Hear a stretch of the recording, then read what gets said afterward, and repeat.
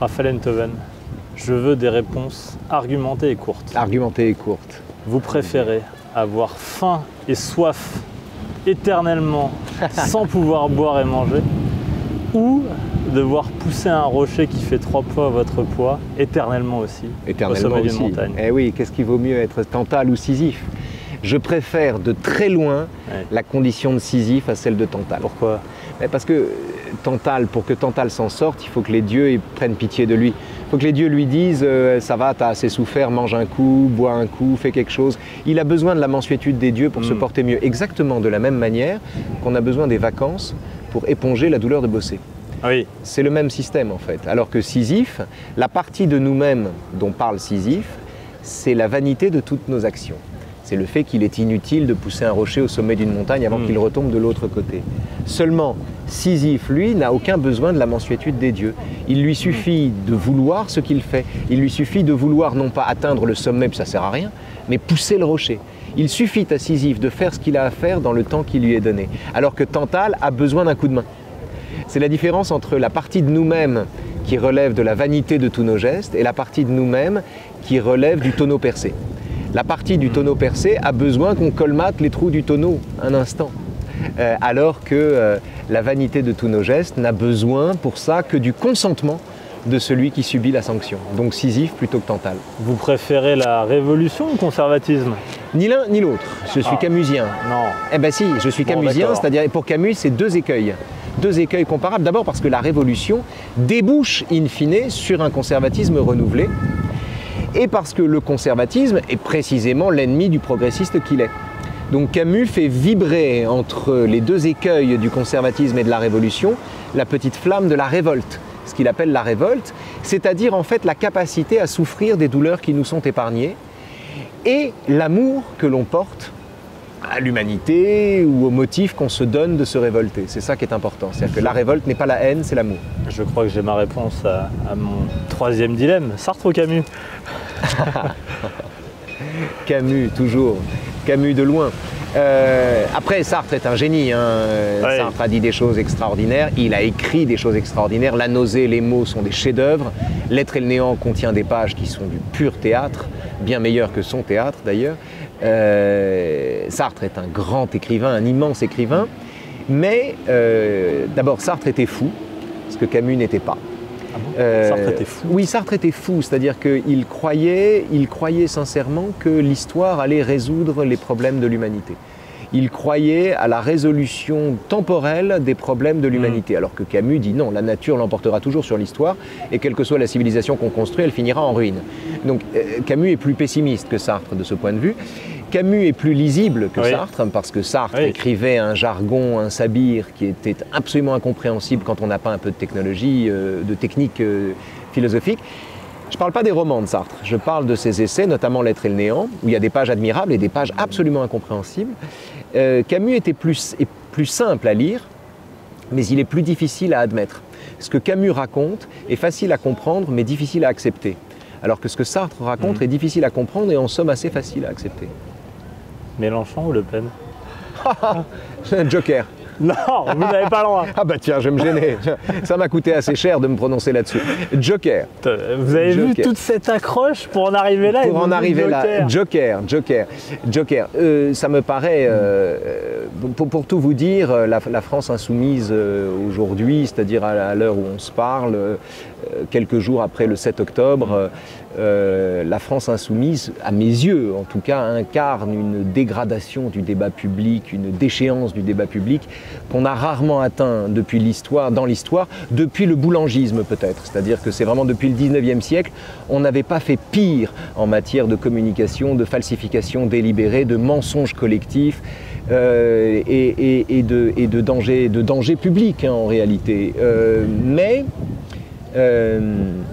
Mais pour toutes ces raisons et pour le chaos qui va avec, je vois le Rassemblement national comme un danger plus grave encore. Voilà, plus grave encore. Pour une raison très simple d'ailleurs, c'est que le Front National, le Rassemblement national, a une chance d'arriver au pouvoir. Alors, attendez, vous avez changé d'avis? Les Insoumis n'ont pas de chance d'arriver au pouvoir. Donc c'est pour moi un danger supérieur. C'est pour moi... Là, à 20h, à 19h59, le soir du deuxième tour de l'élection présidentielle, vous disiez voter Marine Le Pen. Et là, vous me dites que c'est un plus grand danger. J'aurais jamais dû dire ça. J'aurais jamais dû dire ça. Vous savez pourquoi? Je l'ai dit au terme d'une démonstration qui montrait que Marine Le Pen était à mes yeux séditieuse, complotiste, paranoïaque, incompétente, etc. etc. On n'a rien retenu de la démonstration, on n'a retenu naturellement que la conclusion, bien sûr.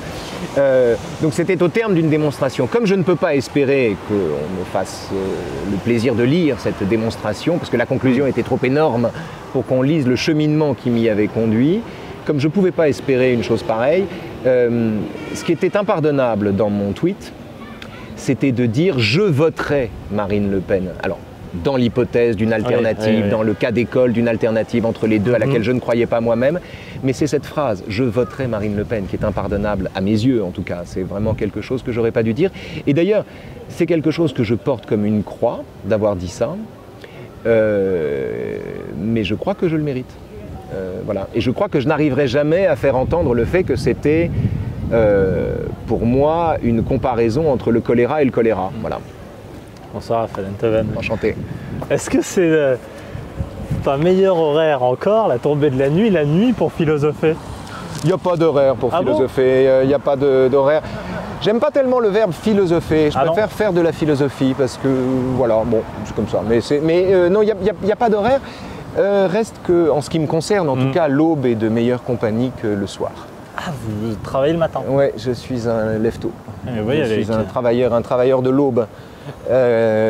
Comme souvent d'ailleurs les pères de familles nombreuses qui traquent les moments de silence qui sont inespérés et qui sont très précieux. Donc oui, ah tiens, j'ai perdu mon micro. Ah, c'est pas grave. Le remettre en poche. Ah voilà, c'est ça. Voilà. Moi je vais le mettre dans la poche. Mais alors, moi j'ai toujours l'impression que le soir, autour d'un verre, entre copains, même si on n'a pas les bases de la philosophie, on peut, alors vous me dites que c'est pas le bon terme, philosopher un peu. Non, mais bien sûr, évidemment. Mais c'est important d'être autour d'un verre. Oui, c'est important. D'abord parce que l'alcool est un excellent ami de l'exercice de philosophie. Ah, c'est vrai. Mais oui, pour une raison très bête d'ailleurs, c'est que on n'a jamais vu, c'est un paradoxe de Clément Rosset, on n'a jamais vu un homme ivre qui ignore qu'il est ivre. Quand on est bourré, on le sait. Alors que, quand on est sobre, on croit qu'on est lucide. Or moi, je connais des tas de gens sobres qui disent des conneries, mais qui, comme ils sont sobres, sont persuadés d'être du bon côté de la barrière. Alors qu'en revanche, celui qui est bourré sait au moins qu'il est bourré. De ce point de vue, on peut considérer, c'est l'argument de Clément Rosset, que l'homme ivre a toujours un coup d'avance sur l'homme sobre. Est-ce que vous avez vu ce film Drunk ? Non.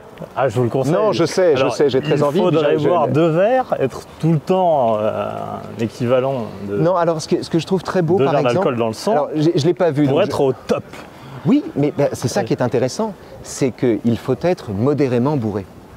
C'est-à-dire qu'il faut être suffisamment ivre pour voir ou être attentif à des choses qu'on néglige ordinairement. Oui.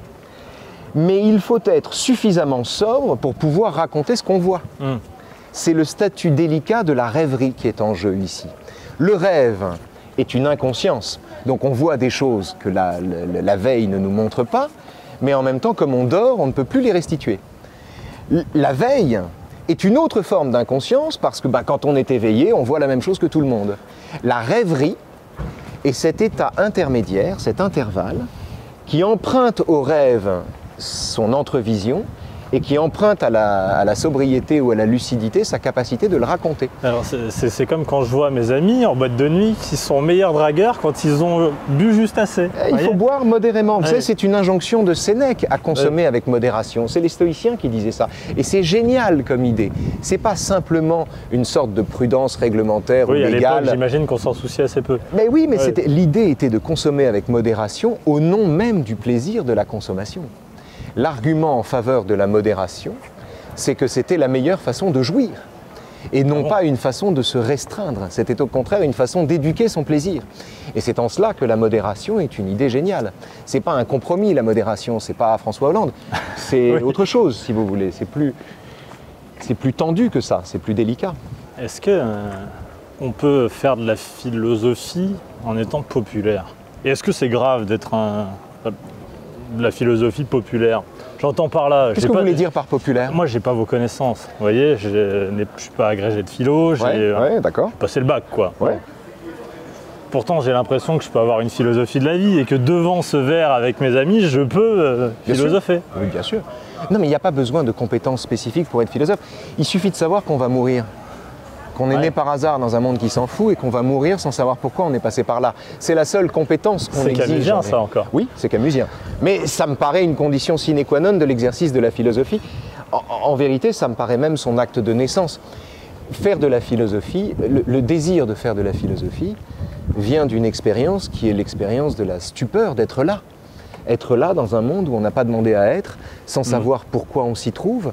C'est cette perplexité native qui donne le là à l'exercice philosophique. La philosophie est née d'un immense désarroi. Et donc en cela, elle est à la portée de tous et elle devrait l'être surtout. Puisque c'est la discipline qui ne résout pas les problèmes qu'on se pose, mais qui nous montre que les problèmes qu'on se pose sont des outils de compréhension et sont des armes. Donc c'est la discipline qui nous apprend non seulement à aimer les problèmes qu'on a, mais à en faire des instruments de connaissance. Vous parlez toujours comme ça. Est-ce que vous voyez... Comme ça, c'est quoi? Vous avez une... Comme si vous étiez habité par ce que vous dites, qui vous donne un ton, et moi j'aime beaucoup, professoral. Ah oui, et alors, j'ai une petite je me demande tendance, quand vous êtes devant vos pâtes avec votre femme dans la cuisine, en attendant qu'elle cuise, est-ce que vous philosophez, vous faites de la philosophie? Vous viendrez me filmer à la maison. Et vous vous dites, tiens, non, mais la vérité, pour Oui. être tout à fait honnête avec vous, c'est que j'adore ce métier. Oui. J'adore cette discipline. J'adore ce mélange de rigueur et d'extrême liberté que donne la philosophie. J'adore ça, je m'y sens bien et donc j'ai une petite tendance, oui, à en faire tout le temps. Nous sommes devant le mur des mémorial Justes. de la Shoah et le mur des Justes. Ouais. Je suis jamais venu ici. Je vous avoue que je suis un peu tremblant. Ah, mais c'est très important d'aller là-bas. C'est très important d'aller, de voir cet endroit, Les activités de la Fondation sont remarquables. Ils font un travail de pédagogie remarquable, un travail de mémoire formidable. C'est un lieu très important. C'est un lieu où il faut emmener les enfants. C'est un lieu vraiment très important où ils prennent grand soin de la mémoire. Est-ce que ces lieux de mémoire sont des lieux que la société veut oublier? C'est-à-dire que si je viens ici, je ne me dis pas que je vais passer un bon moment. Vous voyez, je ne viens pas en sortie du dimanche pour... je viens me confronter. Je prends la décision de souffrir peut-être un peu. Je ne dirais pas ça. Je dirais plutôt qu'il peut y avoir un effet pervers au lieu de mémoire, qui est que si toute la mémoire se trouve concentrée dans un musée, ou dans une fondation, ou dans un mémorial, d'une certaine manière, nous sommes dispensés nous-mêmes de nous en souvenir, puisqu'on a délégué ce soin à une institution. Oui, à un c'est bon, lieu. il y a le mémorial de la Shoah. Ouais, c'est un paradoxe qui remonte à Platon. Dans le Phèdre, le dialogue Le Phèdre, à la fin du dialogue, Pharaon reçoit la visite de son scribe, et son scribe, Teute, lui dit « Pharaon, j'ai trouvé quelque chose d'extraordinaire pour sauver la mémoire. » Qu'est-ce que c'est? Ça s'appelle l'écriture. Ah bon, lui dit Pharaon, comment ça marche? Et Teute lui explique. Et Pharaon, qui est très intelligent, lui dit, mais tu n'as pas sauvé la mémoire, c'est l'oubli que tu viens de sauver.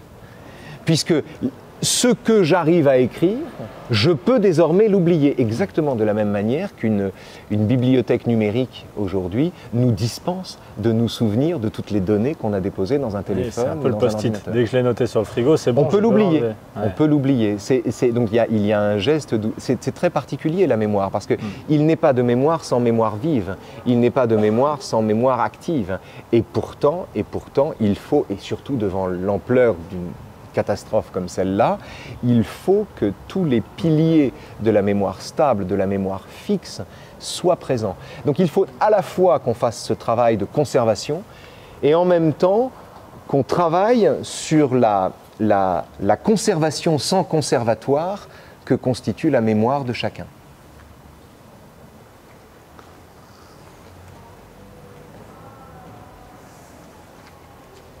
On peut se diriger vers le mur des noms.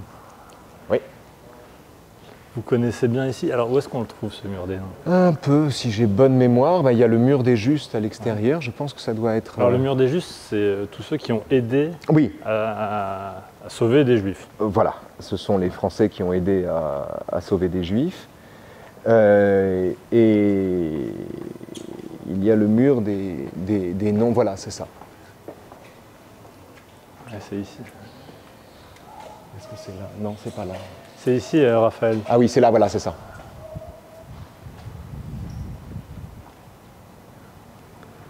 « 76 000 noms. Oui, 76 000 noms qui contiennent, donc ce sont les noms de tous les Juifs étrangers et français qui ont été déportés pendant la guerre. Est-ce que ça vous glace? Non. Non, ça ne me glace pas. Ça me rappelle, à Auschwitz, vous avez un livre des noms, avec plus d'1 million de noms. Et c'est un livre dont on parcourt les pages immenses comme ça, et qu'on feuillette, qu'on touche avec le bout des doigts. Bien sûr que c'est glaçant.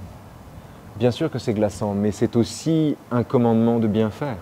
C'est aussi, j'y lis le commandement de maintenir vivace le souvenir, non pas de chacun, bien sûr, mais le souvenir de ce que signifie un tel massacre, de ce que cela signifie. C'est-à-dire que c'est l'obligation faite à ceux qui sont les survivants de cela, et nous le sommes tous, de nous en souvenir indéfiniment et de faire ce travail de mémoire qui est constamment à reprendre. C'est ça qui est paradoxal, c'est qu'on n'en a jamais fini avec ce travail de mémoire puisqu'il est à reprendre à grands frais à chaque nouvelle génération. Chaque génération qui arrive est dans un état de noviciat complet par rapport à cela. Est-ce qu'un jour, cette mémoire disparaîtra? Je ne sais pas, j'espère que non. Par exemple, au XVIe siècle, des protestants ont été massacrés en France. Oui, on s'en souvient. On s'en souvient On s'en souvient. par rapport on s'en souvient, mais d'abord, c'était pas la même chose. Oui, pas, mais c'était pas la même évidemment. ampleur. Mais est-ce que dans 400 ans, on se souviendra des années 1930 et 1940? On dispose d'outils de mémoire aujourd'hui qui sont plus efficaces que ceux dont on disposait à l'époque. Donc on peut parier, on peut avoir l'espoir que quelque chose de tout cela ne disparaîtra pas. Mais la mémoire informatique ou la mémoire des noms ne nous dispense pas de la mémoire des événements eux-mêmes et de la nécessité constamment de lutter contre la tentation du négationnisme et le refus de voir ce qui a eu lieu là. Autrement dit, il ne suffit pas de s'en souvenir, encore faut-il faire vivre ce souvenir. C'est pour ça qu'il faut aller à Auschwitz, c'est pour ça qu'il est, à l'heure où on parle, il est encore possible d'y aller avec quelques rares survivants. C'est une chance inouïe de pouvoir le faire, c'est-à-dire de pouvoir y aller avec ceux qui l'ont vu et qui l'ont vécu. Cette liste, elle rend les choses impersonnelles d'une certaine manière, et c'est ce qui rend ça encore plus fort. Moi, je ne crois pas qu'elle rende les choses impersonnelles, Non. au contraire, on a des tas de noms là, des tas de noms, tous ces noms sont des noms de victimes. Au contraire, il n'y a rien d'impersonnel là-dedans. Il y a autant de destins qu'il y a de noms, autant de vies qu'il y a de noms, autant de vies fracassées qu'il y a de noms. Non, justement, c'est Ouais. préserver ce souvenir de l'impersonnalité qui vient naturellement. Comment dire? Un souvenir qui voudrait être exhaustif est en lui-même une modalité de l'oubli. Il faut un souvenir actif. Par exemple, Oui. Si c'est un homme, de Primo Levi, il y a le fameux chapitre 11, où Primo raconte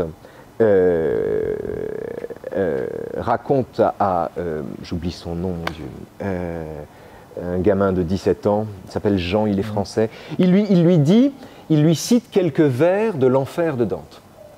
Et ce sont des vers dont il ne se souvient pas complètement. Et il les récite par bribes. Et quand Primo Levi, en décembre 1945, écrit son livre, Au sortir des camps, il écrit son livre en préservant le caractère fragmentaire de la restitution de l'enfer de Dante. Il avait l'enfer de Dante sous les yeux, il pouvait parfaitement recopier les vers, mais il avait besoin de raconter la façon dont il essayait de s'en souvenir. Parce que rien ne lui paraissait plus important au moment où il dit ces vers, de pouvoir les dire, rien ne lui paraît plus précieux que ces bribes, et c'est un viatique pour la conservation de la mémoire. C'est-à-dire qu'il faut conserver la mémoire, il faut conserver toutes les bribes de mémoire dont on dispose, et il est essentiel d'en préserver le caractère fragmentaire.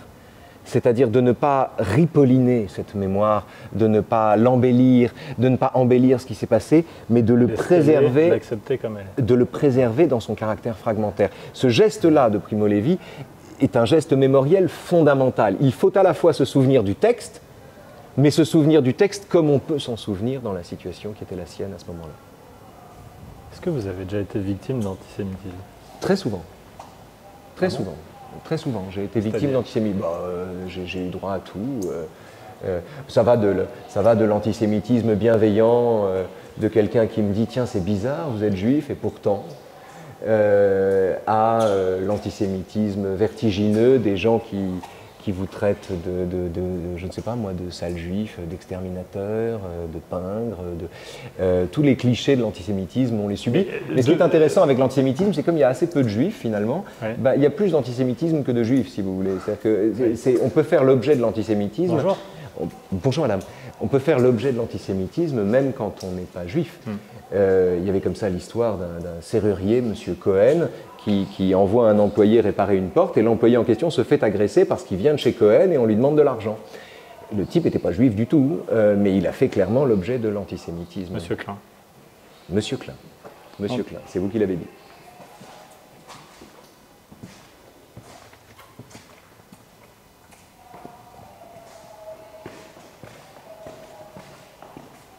C'est là qu'il y a le ghetto de Varsovie. La crypte. Oui, Ouais, il y a les cendres des victimes du... Non mais il y a le plan du ghetto. Ah, il y a le plan du ghetto. Ah oui. Ouais. Oui, c'est ça. Et c'est très bien fait parce qu'il y a les frontières du ghetto en 1941, après la grande déportation de 1942 et les points de résistance juifs pendant l'insurrection. Et ce qui est bouleversant là, c'est que ce sont des petits points orange, mais derrière ça, il y avait des gens qui savaient qu'ils allaient mourir et qui se sont révoltés quand même, qui voulaient mourir les armes à la main. Rien n'est plus camusien d'une certaine manière d'ailleurs que de vouloir mourir les armes à la main. Ah oui, je me souviens de ça. Ne pas accepter alors que c'est de toute manière inéluctable. Oui, mais on ne peut rien contre celui qui a choisi de mourir les armes à la main. Ce que je veux dire, c'est qu'on peut être défait ou vaincu par un ennemi plus fort que soi. En revanche, on ne peut pas, d'une certaine manière... Enfin, on peut être défait, mais pas vaincu. Parce que quand on meurt les armes à la main ou quand on meurt en se battant, si vous voulez, d'une certaine manière, la victoire que l'on remporte sur soi-même est une victoire qui l'emporte elle-même sur la défaite qu'on peut subir face à un adversaire mieux armé ou plus fort que soi.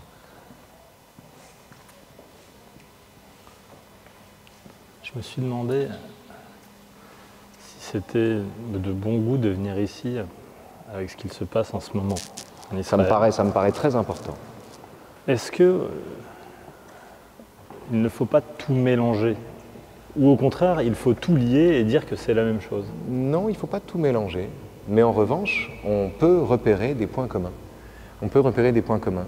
Quand des milliers d'assassins entrent dans un pays et abattent les gens au hasard des rues, ou les font brûler, les égorgent, ou bien arrachent de leur ventre les bébés des femmes enceintes, on est en présence d'une extermination, d'une ambition, d'une entreprise d'extermination concertée d'un peuple pour ce qu'il est. On tue des juifs parce qu'ils sont juifs. C'est en cela d'ailleurs que ce geste-là n'a rien à voir avec un crime de guerre, c'est un crime contre l'humanité, c'est pas un crime de guerre. Il n'est pas comparable à d'autres crimes de guerre tels que éventuellement Tsahal peut en commettre. On n'est pas dans le même registre ici. Et donc ça me paraît très essentiel, ça me paraît tout à fait essentiel de préserver cette différence. Et venir ici est une bonne façon de se souvenir que le peuple juif fait partie de ces peuples qu'on a voulu et qu'on veut régulièrement exterminer pour ce qu'il est, et non pas pour ce qu'il fait. Donc il y a, me semble-t-il, un parallèle qui est pertinent ici, malheureusement. Est-ce qu'on peut arrêter d'être juif? J'entends que... Pour des questions. Non mais, je suis issu de parents français qui ont été éduqués par des aïeux catholiques.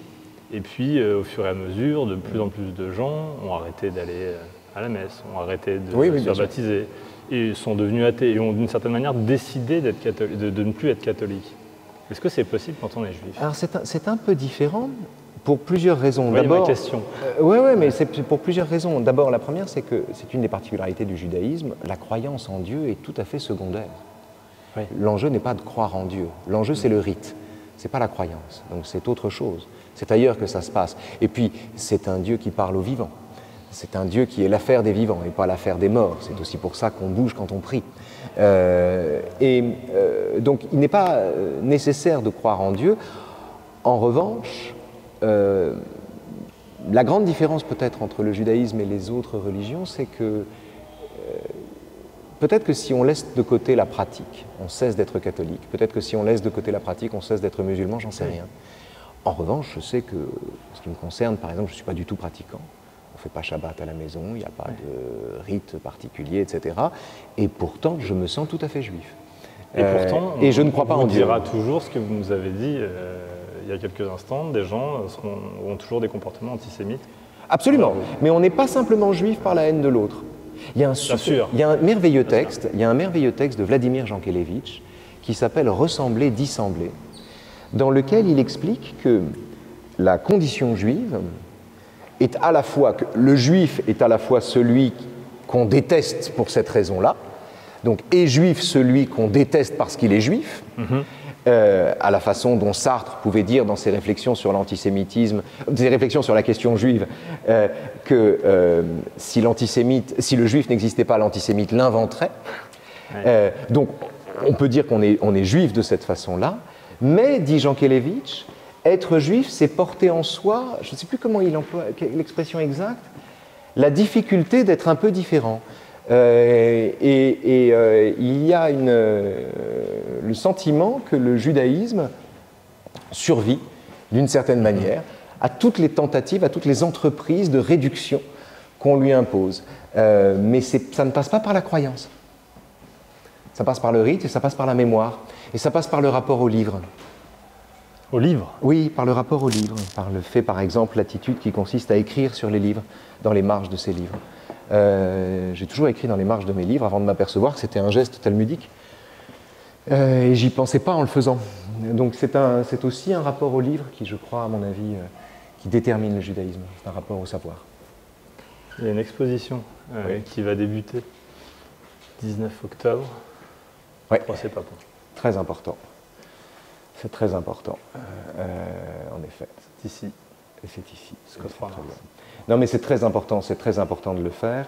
C'est très important de le faire, de détailler, de revenir sur les raisons pour lesquelles Papon était coupable, sur les raisons pour lesquelles Papon n'était pas Bousquet, la différence entre les deux, sur la mansuétude invraisemblable que la République a témoigné à Papon, dont elle a longtemps fait un préfet puis voire un ministre, avant de s'apercevoir de la brebis galeuse qu'on avait sous les yeux. De s'apercevoir avant de considérer que c'était grave. Oui.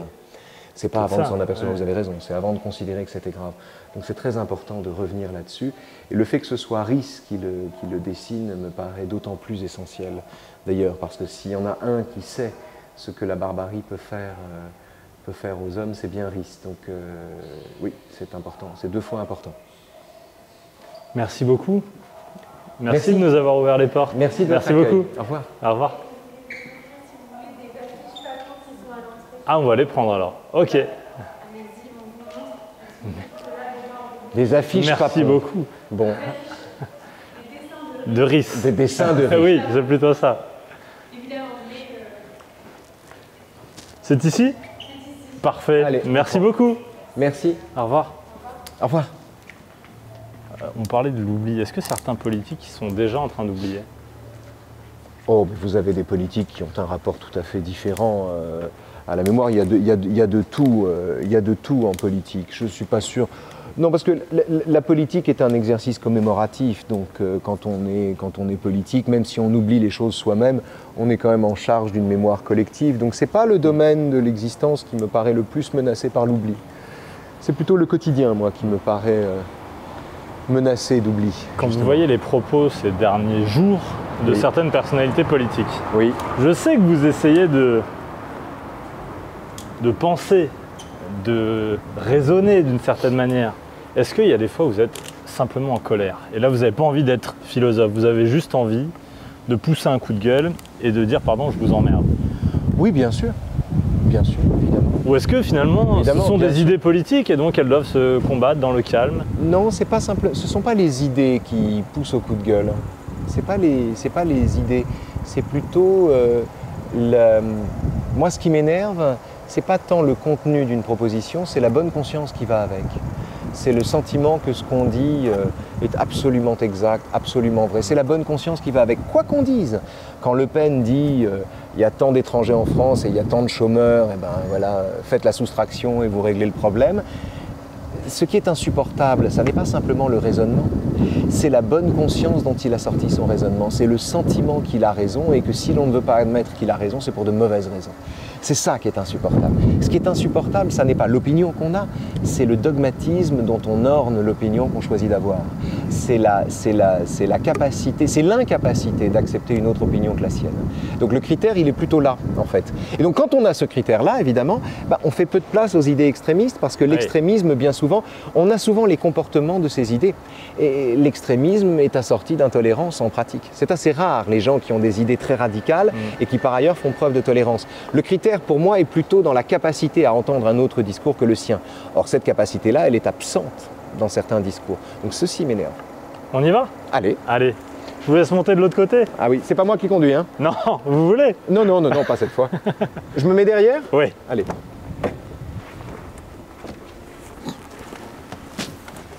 Vous avez même une petite bouteille d'eau à droite si vous voulez. Mettez-vous à l'aise.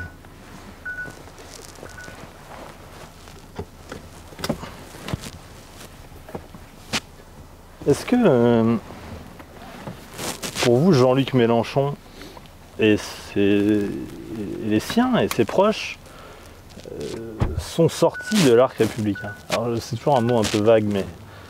Oui, mais ça fait longtemps. Ah, ça fait longtemps? Pour moi, ça fait longtemps que Jean-Luc Mélenchon a déserté la République.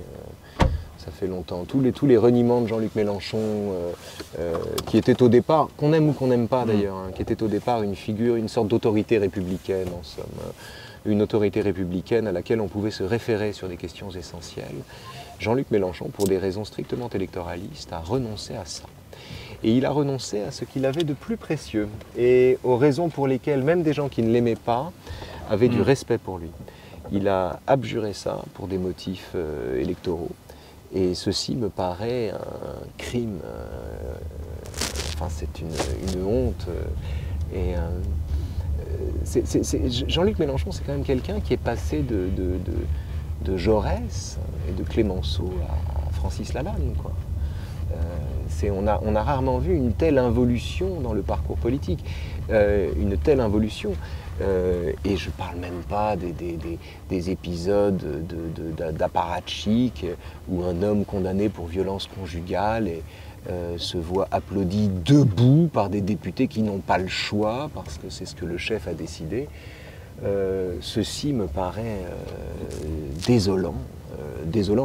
Donc il n'est pas simplement sorti de l'arc républicain, c'est celui qui, cette manie de polariser le débat, ce désir de tout conflictualiser, c'est l'ennemi de la liberté collective.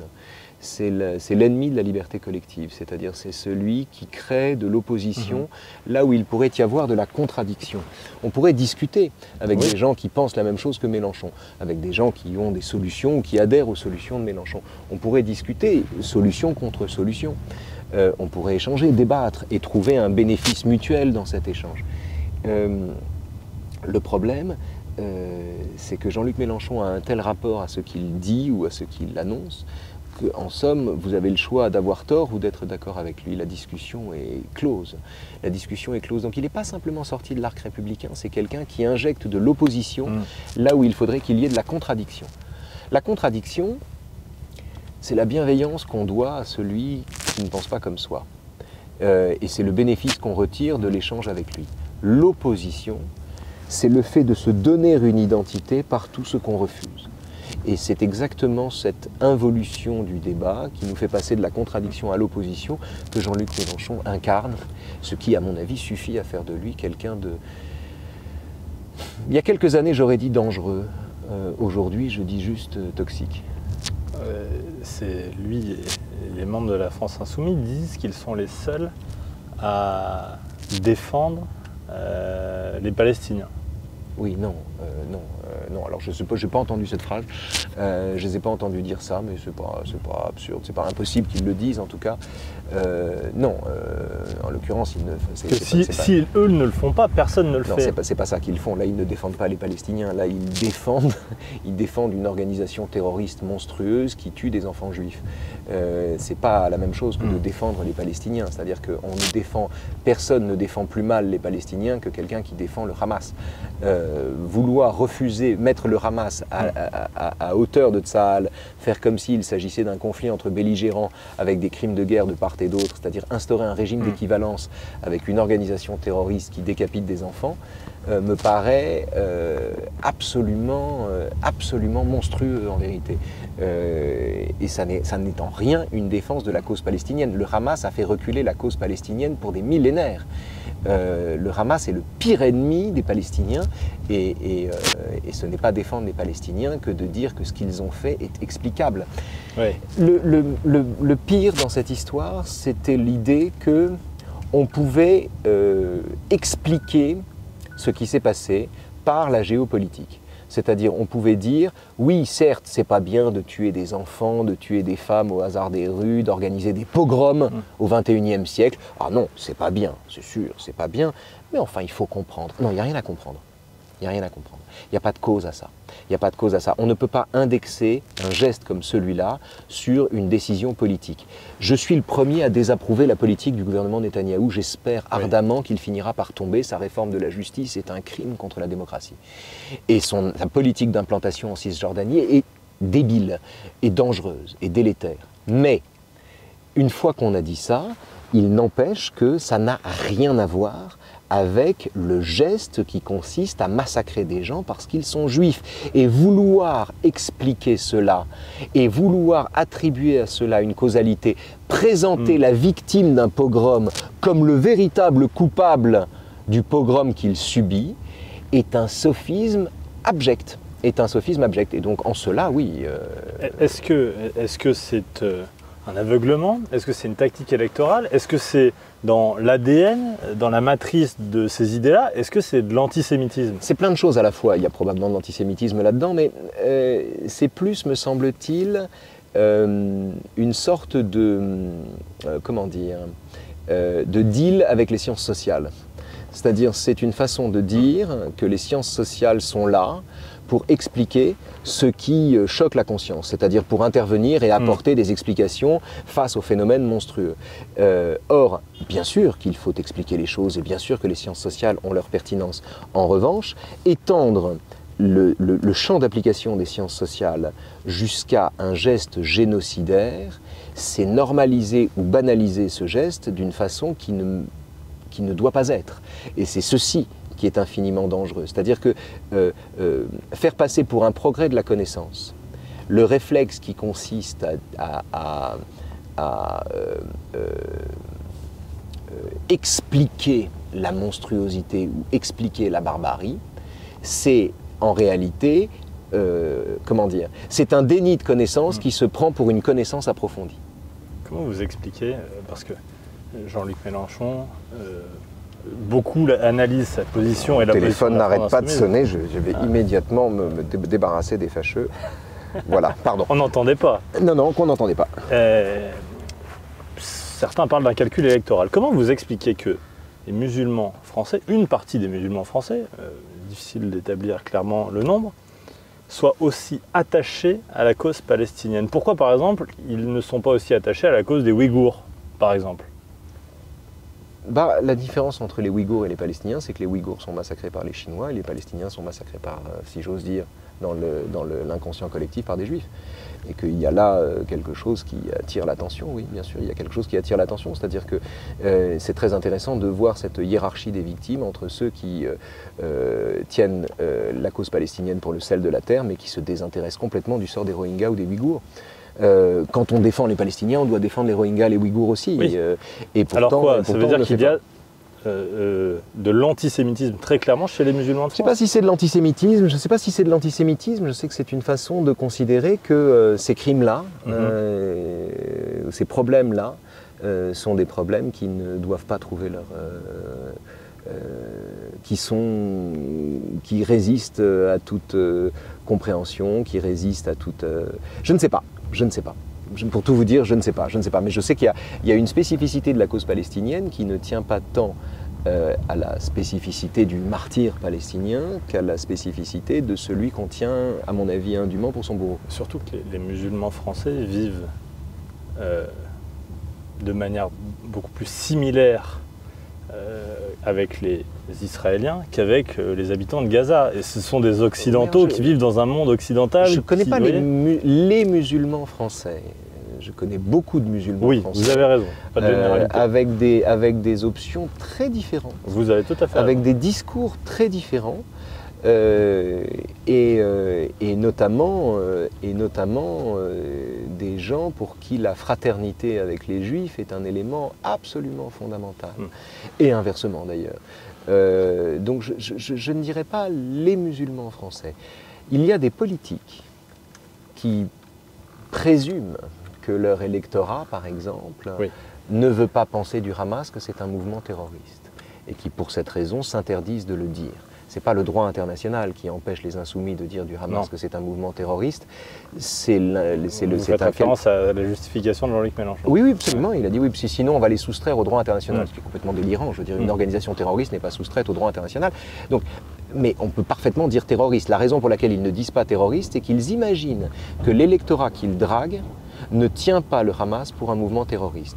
Et donc, loin de se faire les pédagogues de leurs électeurs, ils se font au contraire les flatteurs, même pas de leurs électeurs, mais de ce qu'ils imaginent que leurs électeurs pensent déjà. C'est la lie de la politique. C'est la lie de la politique. C'est le moment où une parole n'est en aucun cas le fait ni de la raison, ni de la rationalité, ni de la pondération, ni du savoir, ni de la connaissance, ni de quoi que ce soit, uniquement d'un calcul d'intérêt bassement électoraliste. Tout le monde s'accorde aujourd'hui à dire qu'il faut détruire le Hamas. À quel prix ? Est-ce que ça peut être au prix de la mort d'enfants, par exemple, à Gaza ? Est-ce que les humanistes peuvent être inhumains pour préserver l'humanisme ? C'est une question géniale, c'est le dilemme de Karamazov. Dans les frères Karamazov, pardon, mais je vous réponds en prenant un détour, mais c'est pourquoi pas. Dans les frères Karamazov, Ivan Karamazov explique à Alyosha qu'il veut bien croire en Dieu, mais qu'il ne veut pas, il veut bien croire en Dieu, mais, contrairement à ce qu'Alyosha pense, mais qu'il n'aimerait pas être à sa place. Il n'aimerait pas être à sa place parce que le fait il veut bien penser que le jour du jugement dernier, la victime embrassera son bourreau, mais que Dieu ait besoin, pour en venir là, d'en passer par les larmes d'un seul enfant, ça lui paraît trop cher payé. Et le paradoxe de Karamazov, et la raison pour laquelle Camus lui consacre tant de pages dans L'homme révolté, c'est que le même homme qui considérait que la souffrance d'un enfant était un prix trop élevé, est aussi celui qui va basculer lui-même, verser dans la violence qu'il réprouve et en venir à souhaiter la mort de son père. Et j'ai oublié votre question en vous répondant sur Karamazov. À quel prix doit-on détruire le Hamas ? Peut-on tuer des enfants et justifier cela, à la fin, justifier les moyens ? Ça n'est pas justifiable. La mort d'un enfant n'est jamais justifiable. Oui. La mort des civils n'est jamais justifiable. Mais détruire le Hamas passera obligatoirement, malheureusement, par là. C'est la raison pour laquelle un tel discours doit se vivre de façon intranquille. Et c'est la grande valeur ajoutée de Camus. Camus ne récuse pas la violence. Dans les lettres à un ami allemand, il montre bien qu'il faut se battre contre les Allemands. Donc il ne récuse pas la violence, mais il refuse que la violence se vive de façon confortable. Ce qu'il récuse, ce qu'il combat, c'est la violence confortable. C'est la violence de celui qui a bonne conscience. C'est celui qui tue des enfants et qui a bonne conscience. C'est celui qui passe à l'acte et qui se donne bonne conscience. C'est ça le danger pour Camus. Le danger, c'est le fait d'être tranquille avec son crime. Alors qu'en réalité, la vie impose parfois de rendre un coup, de rendre le coup à celui qui vous l'a donné, ou bien parfois la fin justifiant les moyens de commettre des choses épouvantables. L'essentiel est de ne pas y consentir d'une certaine manière, c'est-à-dire de ne jamais vivre tranquillement ce qui ne doit pas être une décision tranquille ou sereine. Est-ce que je peux laisser mon sac dans la voiture bien ou est-ce sûr, que je le prends avec moi ? On garde la voiture ? Alors je laisse le sac. En gros, vous me dites, oui, il va falloir détruire le Hamas. Oui, moi, je pense ça passera obligatoirement par des morts tragiques d'enfants, de femmes, de civils, de gens qui n'ont rien demandé. il faut l'accepter, mais pas être d'accord avec ce que l'on a fait soi-même. C'est compliqué de vous répondre. Le Hamas est un mouvement absolument monstrueux dont la destruction me paraît un préalable à la paix. Oui. Comme la destruction de Daesh me paraissait un préalable à la paix. Seulement pour détruire le Hamas, il faut faire la guerre. Et en particulier faire la guerre à quelqu'un qui met des boucliers humains partout. Par conséquent, cette guerre ne peut pas être autre chose qu'une atrocité, qu'une série d'atrocités. Et l'essentiel est de documenter ces atrocités et de distinguer les victimes collatérales d'un bombardement ciblé de victimes délibérées parce qu'elles sont juives. Ceci me paraît très important. En somme, il n'y a pas de différence. Ce que je veux dire, c'est qu'il n'y a pas de différence à faire entre les victimes de cette tragédie. Il y a une différence à faire. Je vois la voiture qui s'en va avec mon sac. J'ai raison de m'inquiéter. Pas de problème. Il n'y a pas de différence à faire entre les victimes d'une tragédie. Une mort est une mort. Un enfant palestinien vaut un enfant israélien et inversement. Il n'y a pas cette nuance-là n'a pas lieu d'être. La différence, elle est... Entre les gens qui les tuent. Oui. Entre ceux qui les tuent. Et là, il y a une différence à faire. Parce que, qu'on le veuille ou non, les bombardements d'une armée régulière, les bombardements ciblés d'une armée régulière qui font des morts indésirés ne sont pas à mettre sur le même plan que le geste qui consiste à s'infiltrer dans un pays pour en massacrer femmes et enfants parce qu'ils sont juifs. Encore une fois, cette nuance-là me paraît essentielle. Si on ne fait pas cette nuance-là, on retombe dans le discours de Le Pen. Le Pen, en 1987, quand il parle de son point de détail, pourquoi parle-t-il d'un point de détail? Le point de détail, contrairement à ce qu'on a voulu penser, ça n'est pas les millions de morts. Le point de détail, du point de vue de Le Pen, c'est la façon dont ils sont morts. Des morts comme tous les autres. Exactement. L'enjeu de sa déclaration était de dire que les morts juives, comme les autres, étaient des victimes de la guerre et que la guerre, c'est horrible, et que la guerre fait des victimes et que ce sont là des crimes de guerre, comme disent les insoumis à propos du Hamas. Ce ne sont que des crimes de guerre, ça n'est rien de plus. Et Le Pen insistait là-dessus, et c'est en cela qu'il est négationniste. Parce que son négationnisme ne portait pas, en tout cas sur ce coup-là, sur le nombre de morts, il portait sur la nature même de leur exécution, en déniant à l'extermination concertée d'un peuple les moyens qui ont été mis en œuvre à cette fin. Le négationnisme de Le Pen, en déniant ça, il fait preuve d'un négationnisme plus subtil que la simple négation des morts, qui consiste à dire mais je ne nie pas que des gens soient morts, je ne nie pas que ce soit horrible, je veux juste dire qu'il y a eu des morts de tous côtés. Ceci est un négationnisme épouvantable et c'est la raison pour laquelle on ne peut pas qualifier les crimes du Hamas de crimes de guerre. C'est pas assez. Le théâtre Antoine. Ah, formidable. On entre. Allez. Bonsoir. La dernière fois que je suis allé au théâtre Antoine, c'était pour aller voir Elena Bossis. Alors, Camus y a monté une pièce monumentale, paraît-il. Oui. On baisse le volume pour l'information. Camus a adapté les possédés de Dostoïevski au théâtre Antoine. Il a créé les possédés de Dostoïevski au théâtre Antoine. Et d'ailleurs, pour l'anecdote, sa troupe de théâtre jouait à Reims le 5 janvier 60 et tous les acteurs ont reçu une carte postale de Camus qui était mort la veille. C'était très important pour lui de travailler, d'avoir un théâtre et de pouvoir y monter Dostoïevski. Il faut savoir que Camus a mis en scène Dostoïevski depuis le début, c'est-à-dire depuis le théâtre de l'Équipe. Quand il était communiste, quand il avait sa carte au Parti communiste, ça n'a pas duré longtemps, il montait déjà du Dostoïevski. Et c'est au théâtre Antoine qu'il a pu créer les possédés. Et moi, j'étais venu ici pour France Culture à l'époque, pour interroger Elena Bossis, qui dirigeait le théâtre Antoine avec Pierre Darras, et qui me parlait, qui avait bien connu Camus, bien connu Sartre, qui avait joué le rôle de la putain respectueuse. Et c'était très émouvant d'être ici, c'est-à-dire d'avoir encore accès à cette mémoire, la mémoire vive de la présence de Camus. Elle nous parlait de Camus comme seuls les gens qui l'ont connu pouvaient en parler. Est-ce qu'on peut être une groupie en philosophie, avoir des idoles Pas des idoles, pas des... On est fan d'un chanteur ou d'un joueur de foot. Non, je dirais pas la même chose, c'est pas le même sentiment. Quand on aime un philosophe, on vit avec. On vit avec. C'est-à-dire que ce qu'il dit... J'ai toujours le micro là, c'est bon? Toujours. Quand on aime un philosophe, on vit avec. On l'accompagne. Il nous accompagne. Et on trouve au hasard des pages qu'on a lues déjà, et en les refeuilletant, on trouve la réponse à des questions qu'on se pose, ou bien l'examen d'une question qu'on se pose. C'est une compagnie sur la durée. C'est ça, de vivre avec un philosophe. Quand on aime un philosophe, on vit avec. C'est pas la même chose qu'un exercice d'idolâtrie. C'est même d'ailleurs plutôt le contraire. Quand on revient sur ces traces, comme on fait là, d'une certaine manière. Oui, il y a un fétichisme, c'est Ouais. comme le fétichisme des manuscrits. J'ai eu entre les mains, par exemple, le manuscrit du Premier Homme. Ouais. Les 140 pages du Premier Homme, que Camus avait l'intention de continuer le soir même, et il manque de bol, il est mort. Et donc, Celui retrouvé dans sa celui pochette. retrouvé dans sa sacoche, Ouais. dans la voiture. Ah, Dans vous la l'avez eu voiture où il est entre mort. les mains. Alors il est conservé où? Qui? Il est conservé à Lourmarin, le manuscrit existe, et c'est bouleversant. C'est bouleversant parce qu'il y a les petites ratures, il y a des soleils dans la marge. C'est bouleversant de se dire, par exemple, il y a un passage dans le Premier Homme, il y a une des plus belles phrases du manuscrit, Ouais, c'est ouais, pendant la visite du cimetière de Saint-Brieuc, et c'est une des plus belles phrases du manuscrit qui termine le chapitre sur la visite du cimetière de Saint-Brieuc. C'est une phrase extraordinaire. Et comme le Premier Homme est un livre inachevé, il y a beaucoup de phrases inachevées, des bribes, des notes, etc. Oui. Et là, c'est parfaitement écrit.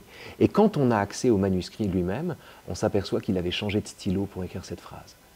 Et ça, c'est Comme très pour la émouvant. marquer. Non, c'est la qu'il la tenait, surligner. il la tenait. Ouais. Ça, c'était un des morceaux du joyau qu'il était en train de tailler. Et bien ça, c'était une facette finie. Et c'est très rare. Et donc, d'avoir ce genre d'expérience, c'est bouleversant, ça permet de mieux connaître l'auteur. Mais par ailleurs, moi, je n'ai pas le fétichisme des livres, si vous voulez. Tout ce qui m'intéresse, c'est L'Homme révolté. Je vais pas, le manuscrit de L'Homme révolté m'intéresse moins que l'édition Folio. Vous faites une pièce en ce moment Mhm. sur Camus par Anton.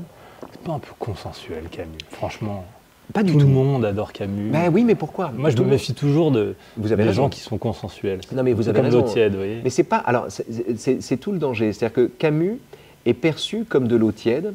C'est-à-dire que on a le sentiment que la politique de Camus est une sorte d'exercice de compromis, une sorte de oui d'accord, mais enfin tout de même, Oui. qui viendrait à dire oui, on est révolté, mais on n'est pas révolutionnaire, une sorte de compromis, une sorte de synthèse, un esprit de synthèse. Alors, en fait, ce qui conduit Camus à un éloge. Alors, ce qui est vrai, c'est que Camus fait l'éloge de la mesure. Il fait l'éloge de la limite. Mais ce qui le conduit à faire l'éloge de la mesure, à faire l'éloge de la limite, ça n'est pas une culture du compromis, c'est la plus haute exigence éthique. Dans L'Homme révolté, Camus explique que rien n'est plus confortable que les pensées radicales, les idées radicales. Rien n'est plus facile qu'une idée radicale. C'est un truc de bourgeois. Et il se faisait agresser par des bourgeois qui lui parlaient de révolution et qui Tout ce n'avaient qui est jamais... excessif et c'est ça la Pas phrase. simplement, Ah, non. C'est pas ça. En fait, Camus s'en prenait, et l'expression est géniale, insignifiant. il dit il s'en prend à ceux qui n'ont jamais assis que leur fauteuil dans le sens de l'histoire. C'est-à-dire les grands bourgeois qui lui faisaient la morale et qui lui expliquaient où était le bien et où était le mal, les Sartriens. Et Camus supportait pas ça. Il ne supportait pas ce tropisme bourgeois, cette façon d'être bourgeois qui consiste à se donner des idées absolues, des valeurs absolues et à considérer qu'on a le choix d'avoir tort ou de penser la même chose que soi. Il détestait ça. Il détestait ça, comme il détestait le goût de l'absolu, qui est une maladie plus répandue que la grippe et qui donne à ceux qui l'éprouvent le sentiment d'être exceptionnel. Il n'aimait pas ça. Pour Camus, la plus haute exigence éthique, c'est ce qu'il appelle l'intransigeance exténuante de la mesure. La mesure, chez lui, n'est pas le fait d'un compromis, c'est le fait de ne céder sur rien, justement, ni sur l'exigence de transformation sociale, ni sur la nécessité de ne pas tuer pour ça. Donc, c'est une façon de ne céder sur rien, de ne transiger avec rien. Donc, la mesure, telle qu'il la pense, est le fait chez lui de la plus haute exigence éthique et en aucun cas le fait d'un compromis. Seulement, la traduction politique de tout ce qu'il raconte, bon, c'est de la social-démocratie bien pensante. Et alors, bah, tiens, je vais vous donner l'occasion. Criez pas trop fort, je sais quand on parle de Camus, mais il y a quand même un spectacle. Oui, vous avez raison, je vais me faire engueuler. D'ailleurs, question qui n'a rien à voir, on dit Enthoven ou Enthoven? Enthoven. Enthoven. Enfin, la branche française dit Enthoven. D'accord, bah alors je me reprends, je crois que je dis Enthoven. depuis Oui, tout oui, à oui, l'heure. je sais, j'ai moi-même Vous m'avez entendu. pas repris Non, j'ai renoncé. Faites. Alors, je vais vous donner l'opportunité de critiquer une journaliste du Figaro, Eugénie Ah bon Bastier. qui dit, Allez-y. je la lis, il y a en effet quelque chose d'agaçant dans le consensus mou autour d'Albert Camus, une sorte de confort intellectuel, de culte du juste milieu, où l'injonction à la nuance masque parfois une tentation de la dérobade. Alors, elle ne critique pas tellement Camus, elle critique ceux qui s'approprient Camus. Oui, parce qu'il n'y a rien dans Camus qui va dans ce sens-là. Ouais.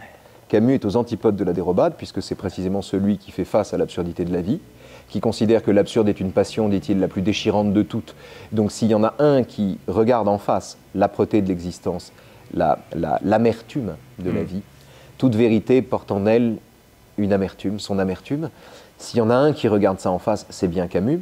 Donc il n'y a rien de consensuel, il est même assez radical d'une certaine manière dans cette façon qu'il a de regarder les choses en face et l'absurdité de la vie en face.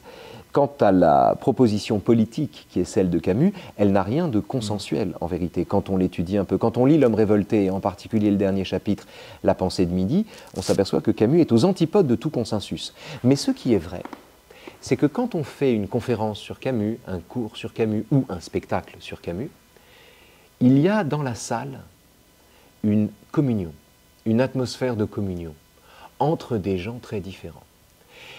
Et ça n'est pas si des gens de gauche, des gens de droite s'y retrouvent de la même manière. Ça n'est pas parce que Camus est consensuel, ça n'est pas parce que Camus forge une sorte de petit dénominateur commun entre des gens qui pensent différemment. C'est pas pour ça, c'est parce que Camus parle au cœur de chacun, parce que l'expérience d'être homme, le métier d'homme, impose de s'affronter, de se confronter à un monde qui n'est pas là pour nous faire plaisir. Et que cette expérience-là, elle est universelle et elle transcende les opinions que l'on peut avoir. Camus a la particularité tout à fait géniale d'être populaire pour de bonnes raisons. C'est-à-dire d'être populaire parce que tous les gens qui l'ont lu ont été bouleversés par cette lecture. Et par exemple, L'étranger est un livre absolument mal pensant. C'est un livre vraiment, il n'y a pas un atome de bon sentiment dans L'étranger, rien. Et pourtant, c'est un livre bouleversant et la détresse de Meursault finit par bouleverser le lecteur à l'issue de la visite de l'aumônier. Si Camus nous touche, c'est précisément parce qu'il n'est pas consensuel, parce qu'il invente avec Meursault, le Christ que nous méritons, dit-il, un homme qui ne ment jamais et qui, ne mentant jamais, se voit banni de toutes les collectivités humaines. Pour cette raison-là, il n'y a rien de consensuel chez Camus. Est-ce que vous avez vu ce bouquin d'un professeur qui s'appelle Olivier Glog, qui s'appelle Oublier Camus? Oui, oui, j'ai vu, bien sûr. Enfin, j'ai pas lu. Oui, j'ai pas lu, donc j'aurais du mal à vous en parler. Oui, mais je vous dis quand même ce qu'il dit de Camus. Et vous faites, oui, selon lui, l'éloge dans votre spectacle d'un homme colonialiste, raciste, machiste, fasciste, munichois, quasiment collabo, quoi. Vous n'avez pas honte? Ça veut tellement rien dire, en fait. Le seul truc qui peut résister, c'est colonialiste, et on peut en parler. Raciste, fasciste, je sais pas quoi, enfin, tout ça est absurde. Et oublier Camus, j'ai envie de dire bon courage. Bon courage, bon courage. Quelqu'un qui, avec si peu d'œuvres, avec une œuvre si petite, parle tellement au cœur de tous les gens qui le lisent, n'est pas prêt d'être oublié. Donc ceci posé une fois pour toutes. La lecture idéologique de Camus est une lecture, à mon avis, très pauvre en l'occurrence, mais je suis embarrassé parce que j'aimerais avoir lu le livre pour pouvoir citer des passages qui... Mais parlons de la question coloniale, c'est ça qui est intéressant. Oui. L'un des arguments à l'appui, alors j'ai pas lu le livre, je ne sais pas ce qu'il en fait, etc. L'un des arguments à l'appui de la thèse du Camus colonialiste, je vais aller dans le sens des profondeurs, c'est que, par exemple, Camus dans L'étranger ne peint les Arabes que de profil et ne donne pas de nom à l'arabe. Il dit l'arabe. Il dit l'arabe. Alors, on peut considérer que c'est un tropisme de Français d'Algérie qui se sentaient étrangers et qui, pour cette raison, qui se sentaient étrangers à la population autochtone et qui, pour cette raison, dit l'arabe quand il parle des Arabes, etc., etc. Et on peut se dire qu'il y a dans le lexique quelque chose qui relève d'un tropisme colonial. La vérité, c'est que Camus, en 1938, était le premier à parler de la misère en Kabylie. Il était le premier à dénoncer les méfaits de la colonisation. Le premier. Il était le tout premier à dénoncer les injustices. La vérité, c'est que pendant la guerre d'Algérie, Camus était incapable d'être con. Il n'arrivait pas à être sectaire. il n'arrivait pas à choisir un camp plutôt qu'un autre. Pas par goût du compromis, pas par esprit de consensus, mais Par juste lâcheté. mais pas du tout, parce qu'il était un cas, parce que la lâcheté consistait à adhérer à un camp à l'exclusion de l'autre. La vraie lâcheté, elle est dans l'adhésion corps et biens à un dogme. C'est là qu'est la lâcheté. Le courage est dans la capacité d'établir des nuances là où chacun se réfugie dans son dogme. Le courage, il est là. Ça n'est pas de la lâcheté. La position de Camus pendant la guerre d'Algérie, c'était la position d'un indécis fondamental. Camus était perçu comme un Français d'Algérie par le FLN, et il était perçu quasiment, alors l'OAS n'existait pas encore, et il était perçu comme un porteur de mallette quasiment, un porteur de valise par les Français d'Algérie. Mais la seule vérité, c'est que Camus était incapable de donner sa créance à un discours plutôt qu'à un autre. Il n'arrivait pas à être sectaire. C'est pour ça qu'il était déchiré. Il n'y a rien de consensuel dans ce déchirement. C'est au contraire un viatique qu'il faut adopter sur le conflit israélo-palestinien, c'est-à-dire sur toute situation tragique. J'appelle tragique une situation qui ne connaît pas de solution, qui n'a pas de solution. Sur toute situation tragique, la compagnie d'un homme qui n'arrive pas à choisir un camp, qui n'arrive pas à se donner un camp, est la meilleure compagnie qui soit et la moins consensuelle qui soit. Donc Camus n'a rien de consensuel. Camus n'a rien. Je passe de côté sur raciste, fasciste, ça pour le coup ça n'a aucun sens. Camus n'a rien de consensuel, mais je veux insister là-dessus. Camus n'a rien de consensuel, et encore une fois, les raisons pour lesquelles on l'aime, ça n'est pas qu'il enfonce des portes ouvertes, c'est précisément qu'il fait le contraire. Il fait le contraire, il ouvre des portes sur des mondes ou sur des comportements ou sur des sentiments qu'on n'ose même pas avoir. La grandeur de Camus, vous savez, elle est dans le fait de dire, par exemple, quand il reçoit le prix Nobel, il dit « oui, j'ai besoin d'honneur parce que je ne suis pas assez grand pour m'en passer ». Toute la grandeur de Camus est là. Beaucoup plus grand que Sartre qui dit « bon, le Nobel, pas pour moi, j'ai mieux que ça, pas à faire, etc. etc. Infamie, etc. On ne m'achètera pas, etc. » Bien. Camus, humblement, dit « mais non, moi je ne suis pas assez grand pour me passer de grandeur. Moi, j'ai besoin d'hommage, j'ai besoin d'honneur. » La grandeur de Camus est là. Je crois que ça ne vous plaît pas trop qu'on déboulonne des statues, qu'on fasse ce qu'on appelle la cancel culture, qu'on applique la cancel culture. Non, c'est vrai que c'est pas tellement mon truc. Ça doit vous énerver sur Camus, mais alors de manière générale, je crois que c'est pas trop votre... Non, mais sur Camus, encore une fois, je suis assez tranquille. vouloir effacer, et on en revient à ce qu'on disait tout à l'heure au mémorial. Camus est plus, vous savez, Camus est plus menacé par les gens qui le trouvent consensuel que par les gens qui le trouvent raciste. Oui. Camus est plus menacé par les gens qui disent que c'est de l'eau tiède que par les gens qui disent que c'est dégueulasse. Parce que c'est une façon d'endormir tout ce qu'il peut avoir de pertinent, tout ce qu'il peut avoir, toutes les âpretés, tout ce qui est dissonant chez Camus. Et ceci me paraît une façon d'endormir son héritage plus sûrement que la détestation de Camus qui n'a aucun sens et qu'on peut aisément contrer. Cette cancel culture. Oui, mais c'est l'enfer, la cancel culture. Qu'est-ce que je vous dis, c'est un monde orwellien. Mais là, on quitte le terrain camusien une seconde pour aller chez Orwell. Mais... Parce que justement, ce livre... Ah oui, l'application de la cancel culture à Camus. Non, mais alors écoutez, ça c'est l'avantage de Camus, si vous voulez. Encore une fois, bon courage à ceux qui veulent déboulonner cette statue-là. C'est-à-dire bon courage à ceux qui veulent déboulonner celui qui parle au cœur de son lecteur. Camus parle au cœur de son lecteur. La lecture strictement idéologique de Camus est une lecture infiniment pauvre, une lecture qui fait l'économie du style, de la formule et de la capacité qu'il a de s'adresser au cœur de chacun. Il n'y a pas du bon quand même parfois à vouloir remettre en cause certains auteurs qui ont la carte, certains qui sont vénérés. Ah mais c'est très important de le faire, mais il faut le faire dans le cadre d'une discussion, dans le cadre d'un compromis qui soit lui-même intelligent, qui soit lui-même fécond.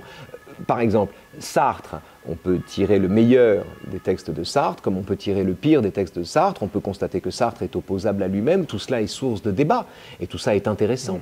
Dans le cas de Camus, c'est très étrange comme la contestation de Camus. Vous savez, c'est une contestation qui remonte justement à la contestation sartrienne. Les sartriens qui n'aimaient pas Camus, c'était Jean-Jacques Brochier à l'époque qui le disait, le patron du magazine littéraire. Il disait « Camus est un philosophe pour classe terminale oui. ». Quand Camus a publié L'Homme révolté en 1951, oui, ça l'a blessé. Ouais. Quand Camus a publié L'Homme révolté en 1951, Sartre délègue un porte-flingue, Francis Janson, qui a 28 ans, écrit un papier très méprisant sur Camus, où il le traite de frivole, de penseur bourgeois. Et Camus lui-même, dans La Chute, 5 ans plus tard, reprendra sous la bouche de Jean-Baptiste Clamence, dans la voix de Jean-Baptiste Clamence, son héros dans La Chute, les accusations que les Sartriens formulaient. Oui, je suis frivole, oui, je suis léger, oui, je suis ça. Camus était très sensible aux reproches qu'on pouvait lui faire, en particulier quand ils étaient injustes, parce qu'il se demandait toujours s'il n'y avait pas un fond de vérité derrière ça. Moi, encore une fois, oubliez Camus, comment dire, il n'y a rien d'obsolète dans les préoccupations que Camus se donne, dans le souci que Camus se donne. Quand Camus dit « il ne faut pas dans la vie se donner des principes plus grands que son caractère », il dit quelque chose qui convient à tant de gens aujourd'hui, qui convient à tant de gens. Combien de personnes compensent la pauvreté de leur caractère par la grandeur de leurs principes? Camus préfère un voyou qui pense comme un voyou à un voyou qui pense comme un grand homme et qui recouvre de grandeur les turpitudes de son âme. Il préfère les gens qui sont plus cohérents. Vous imaginez Camus ici? Mais bien sûr, j'imagine Camus ici, d'autant que c'était... D'ailleurs, c'est assez facile de l'imaginer. Tiens, regardez, Helena Bossis, dont je vous parlais tout à l'heure, oui. au moment de la création de La Putain respectueuse. Avec notre ami Jean-Paul Sartre. Avec Sartre, absolument. C'est là que les mains sales ont été créées. C'est là que Nekrasov a été créé, si j'ai bonne mémoire.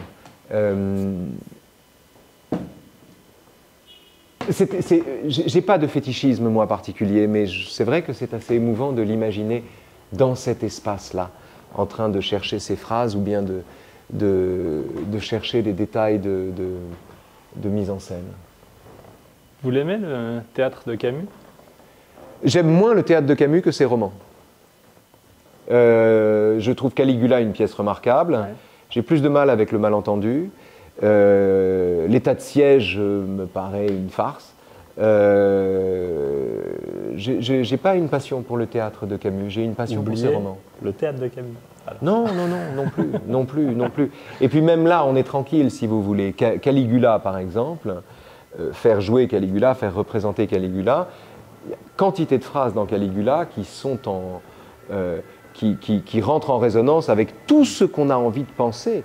Donc c'est là encore, il n'est pas menacé par l'oubli, en aucune façon. C'est beau. Oui, c'est beau, c'est un lieu d'histoire, c'est émouvant de penser que les vitres et les murs sont les mêmes qu'à l'époque où Camus et Sartre venaient y finir leur soirée. Voilà. Quand ils étaient encore amis. Ouais, quand ils étaient amis. Sartre était très admiratif de Camus. Sartre était très admiratif. Moins, je crois. Sartre admirait chez Camus plusieurs choses. D'abord, l'aisance corporelle. Camus savait danser. Camus savait jouer au foot. Et ensuite, la descente. Gardien de but, paraît-il. Oui, il était gardien de but, ouais, mais il savait jouer. Il pouvait être joueur de chant. Au Rua, à Alger. Il était gardien de but.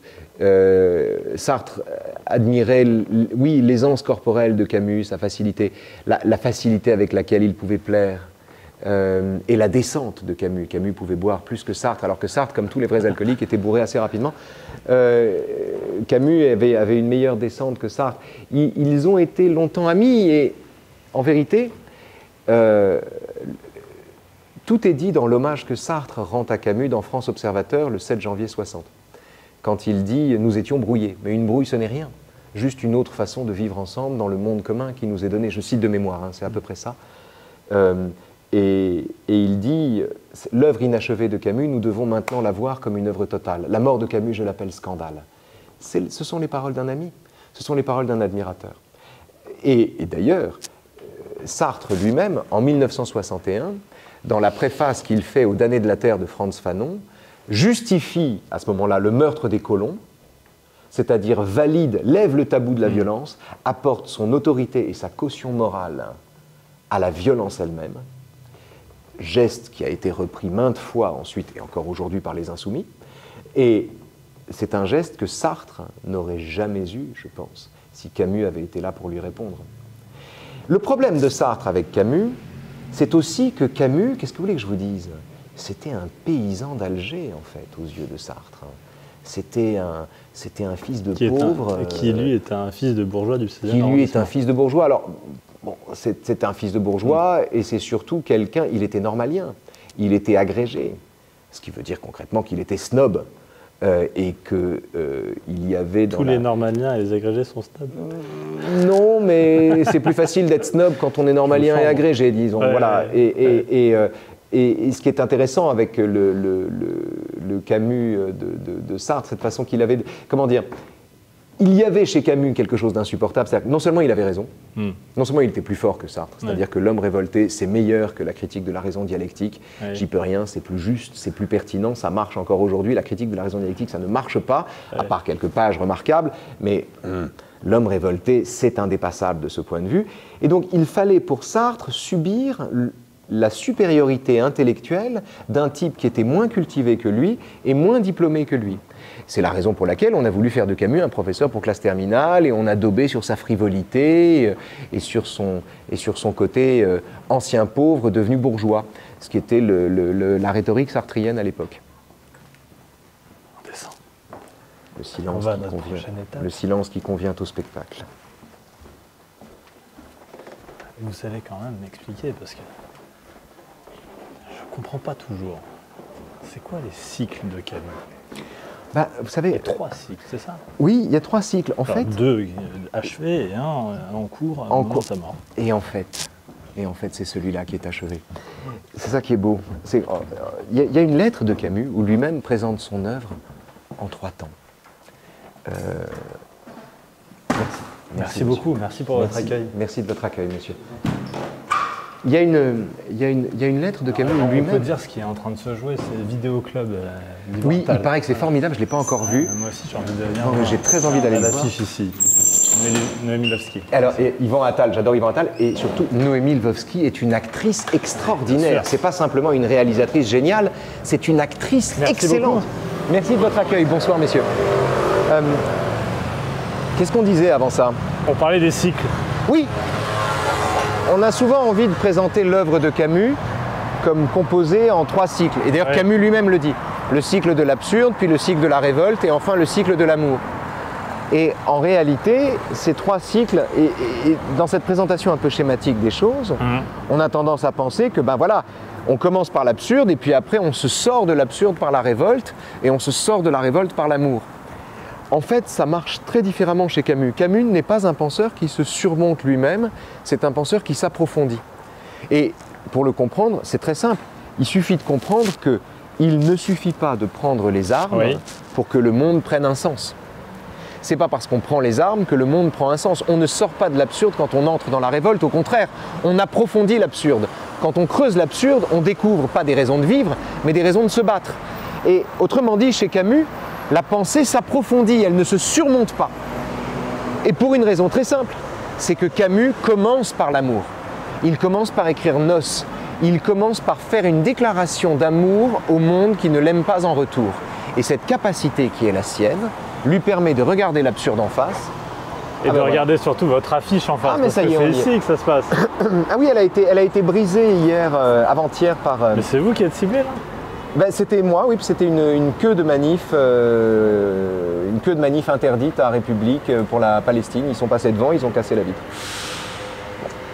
Alors, j'aimerais bien qu'ils viennent plutôt voir le spectacle. C'est quand même terrifiant. Oui, c'est terrifiant, parce que tant qu'ils s'en prennent à une vitre, ça va, c'est pas moi. Oui, bon. David, mais je préférerais de loin qu'ils viennent voir le spectacle plutôt que de casser la vitre parce qu'ils ont vu ma bobine dessus. Pas sûr que s'ils viennent voir votre spectacle, il y ait le silence qui convienne au spectacle comme vous Je ne l'avez sais dit. pas. Bonsoir. Bonsoir. Je ne sais pas. Je ne sais pas. Ça, c'est une inconnue. Non, j'insiste là-dessus parce que le système de Camus a ceci d'extraordinaire qu'il commence et qu'il finit par l'amour. Si Camus peut regarder l'absurde en face, c'est parce qu'il a grandi dans son enfance, comblé des biens de ce monde. Il a pris tellement de soleil, il a tellement fait l'amour, il a été si heureux dans son enfance, il a tellement joui de la vie, que tous les hivers de la vie, d'une certaine manière, peuvent lui passer dessus. Il était encore là à vouloir créer et à pouvoir créer. Et dans le système de Camus, l'amour est le geste premier. C'est la première décision. Et c'est le point d'orgue. C'est-à-dire que le cheminement de Camus le conduit de Nos au premier homme, en passant par Caligula, l'étranger, l'homme révolté, le malentendu, etc., etc. Donc la pensée de Camus, c'est pas absurde, puis révolte, puis amour, c'est amour, donc absurde, donc révolte, donc amour. Je suis venu voir le spectacle, j'ai une interrogation, peut-être que je ne suis pas d'accord. Vous dites que chez Camus, le sentiment prime sur la raison. Non, pas forcément. Ah, c'est pas ça que vous dites? Non, pas forcément, ce serait trop simple. Vous prenez un exemple d'un film, de Scarface, Oui. avec Al Pacino qui est dans une voiture et il veut tuer un type. Il veut faire exploser cette voiture, sauf que dans cette voiture, il y a des enfants. Oui. Et vous dites, il refuse et il dit non, on ne tue pas cet homme parce qu'il a des enfants, on ne fait pas exploser cette voiture. Et vous dites que c'est le sentiment qui prend le dessus à ce moment-là. Oui. C'est pas plutôt l'inverse. Le sentiment, ce serait j'ai envie de tuer, je vais tuer, et la raison c'est mais non. Non, alors il y a des enfants. Alors, il y a des enfants, donc je ne vais pas tuer. Non, parce que la rationalité, au contraire, chez Camus, oui. La rationalité est la logique, c'est l'adversaire. C'est-à-dire la logique du révolutionnaire qui dit on peut tuer des enfants si c'est pour le soleil de la cause. Cette logique-là, c'est l'ennemi. Le véritable ennemi, il est là. L'ennemi, pour lui, c'est le meurtre logique. Ce sont ces gens qui tuent parce qu'ils pensent mal. Et si je mets l'extrait de Scarface, c'est un extrait génial, où Tony Montana est censé faire exploser la voiture d'un juge, sa vie en dépend. S'il ne le fait pas, il va mourir. Manque de bol, il y a les enfants du juge dans la voiture. Voilà. Et il ne peut pas y aller. Et en fait, ce dilemme de Tony Montana est exactement celui qui étreint Kaliaïev, le socialiste révolutionnaire dont Camus raconte l'histoire dans Les Justes, qui refuse de lancer sa grenade dans la calèche de l'archiduc, du grand-duc Serge, parce qu'il y a les enfants du grand-duc dans la calèche. C'est le même dilemme. Et on est au cœur du plus beau paradoxe de Camus, qui est le paradoxe de l'amour. Pour Camus, on se révolte par amour avant de se révolter par haine. L'homme révolté dit oui avant de dire non. Et de dire oui avant de dire non, c'est paradoxalement s'imposer des limites, donner des contours à sa révolte. Prenez les Gilets jaunes par exemple. Les Gilets jaunes peuvent ressusciter chaque samedi et coaliser des gens qui ont des opinions très différentes. Donc on peut le dire. Du royaliste à l'anarchiste, il y a de tout parmi les Gilets jaunes. Mais cette disparité d'opinion est canalisée par une détestation commune. Le gilet jaune dit non avant de dire oui. C'est pour ça qu'il peut revenir tous les samedis, mais c'est aussi pour ça que quand il s'agit de basculer en politique, de former un projet politique, une liste pour les européennes, il n'y a plus que Francis Lalanne. C'est-à-dire qu'il ne se passe rien en fait. Il ne se passe rien. Précisément parce que... Ça fait 2 fois que vous me citez Francis Lalanne ce soir. Oui, c'est très important Francis Lalanne. C'est une métaphore presque dans mon esprit. Mais dans le cas des Gilets jaunes, c'est très intéressant de voir que ce qui leur donne l'énergie de revenir chaque semaine est aussi ce qui les prive de coaliser en projet politique. Pour Camus, la révolte est un projet avant d'être un rejet. On doit dire on se révolte par amour plutôt que par haine. Et donc, quand Scarface, quand Tony Montana, au péril de sa vie, en sachant que ça va lui coûter la vie, refuse de tuer des enfants, il fait valoir qu'il y a là une limite absolue au-delà de laquelle même le pire des mafieux ne peut pas aller. Et ça, c'est camusien. On fait forcément lien avec ce qui s'est passé avec le Hamas en Israël. Là, il n'y a pas de limite. Là, c'est précisément, il n'y a pas de limite. C'est pour ça qu'il est si important de marquer la différence entre une armée qui tue malgré elle et des gens qui tuent délibérément.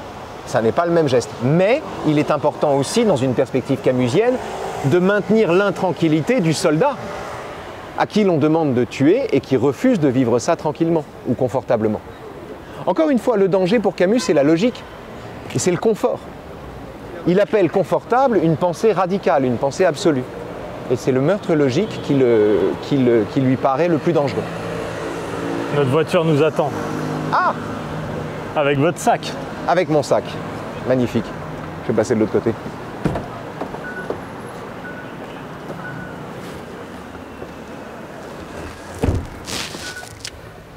Où on va maintenant?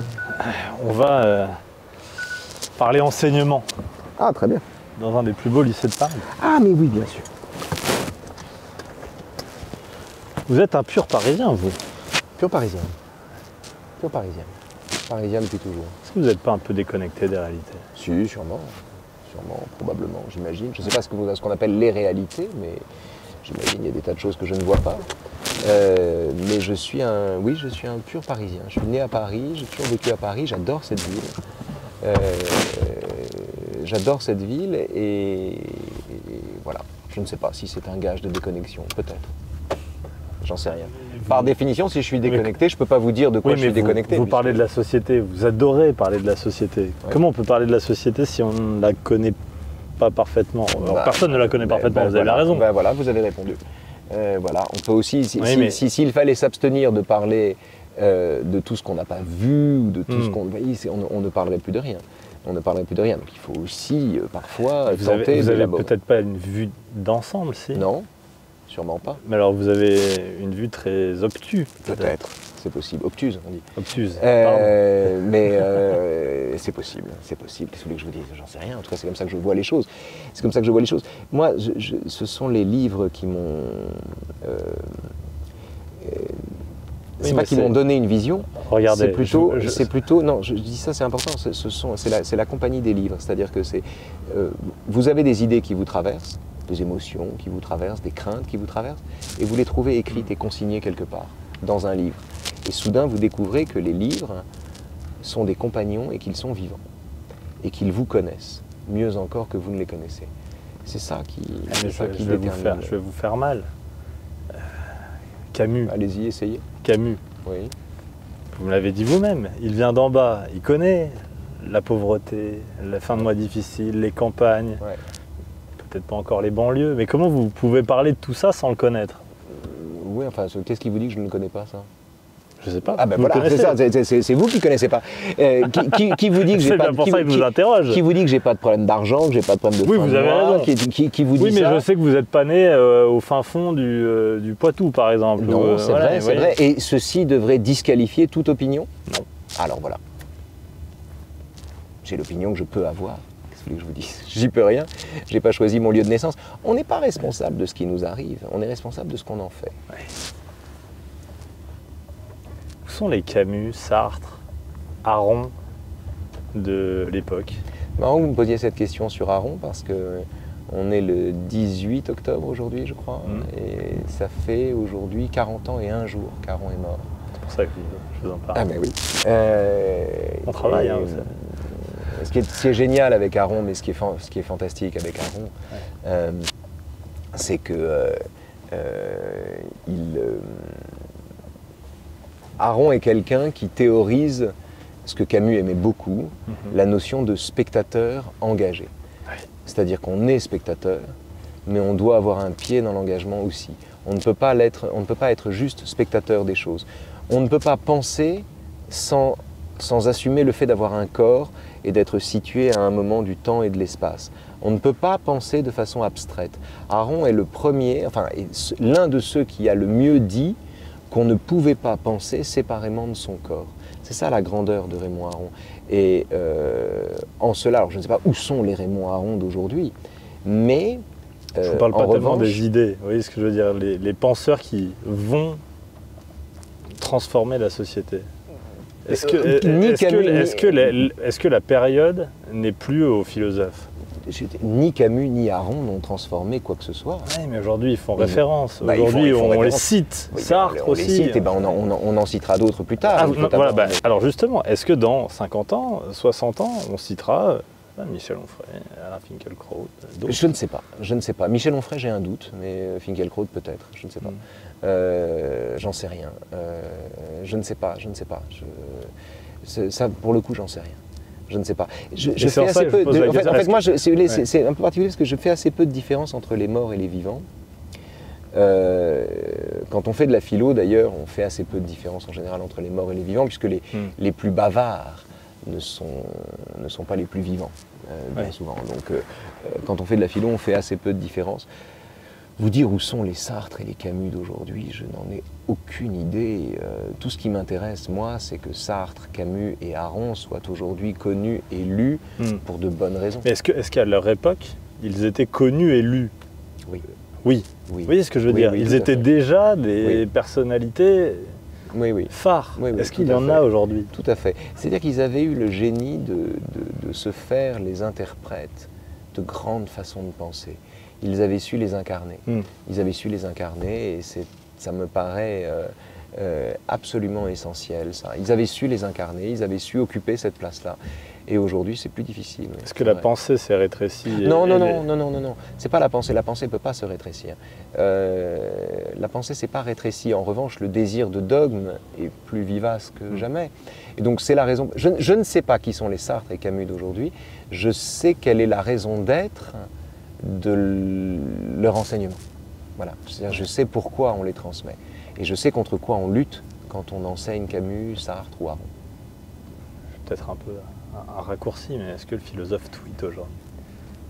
Est-ce que Sartre et Camus auraient tweeté? Ah, alors ça c'est une bonne question. Vous savez, je pense que même Socrate aurait tweeté. Pour une raison toute bête, c'est que quand on prend les dialogues de Platon, il y a 37 dialogues de Platon, si on compte les apocryphes, etc. 37, comme autant que de pièces de Shakespeare.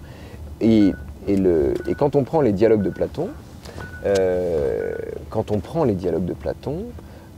on s'aperçoit que bien souvent, il y a un jeu de répliques qui font moins de 280 signes, si vous voulez. Donc, on peut tout à fait... l'argument selon lequel on ne peut pas philosopher en 280 signes, si une idée ne tient pas en 280 signes, c'est qu'elle est bancale. Donc, je ne vois pas d'inconvénient, je vois pas de décalage entre le support et la chose.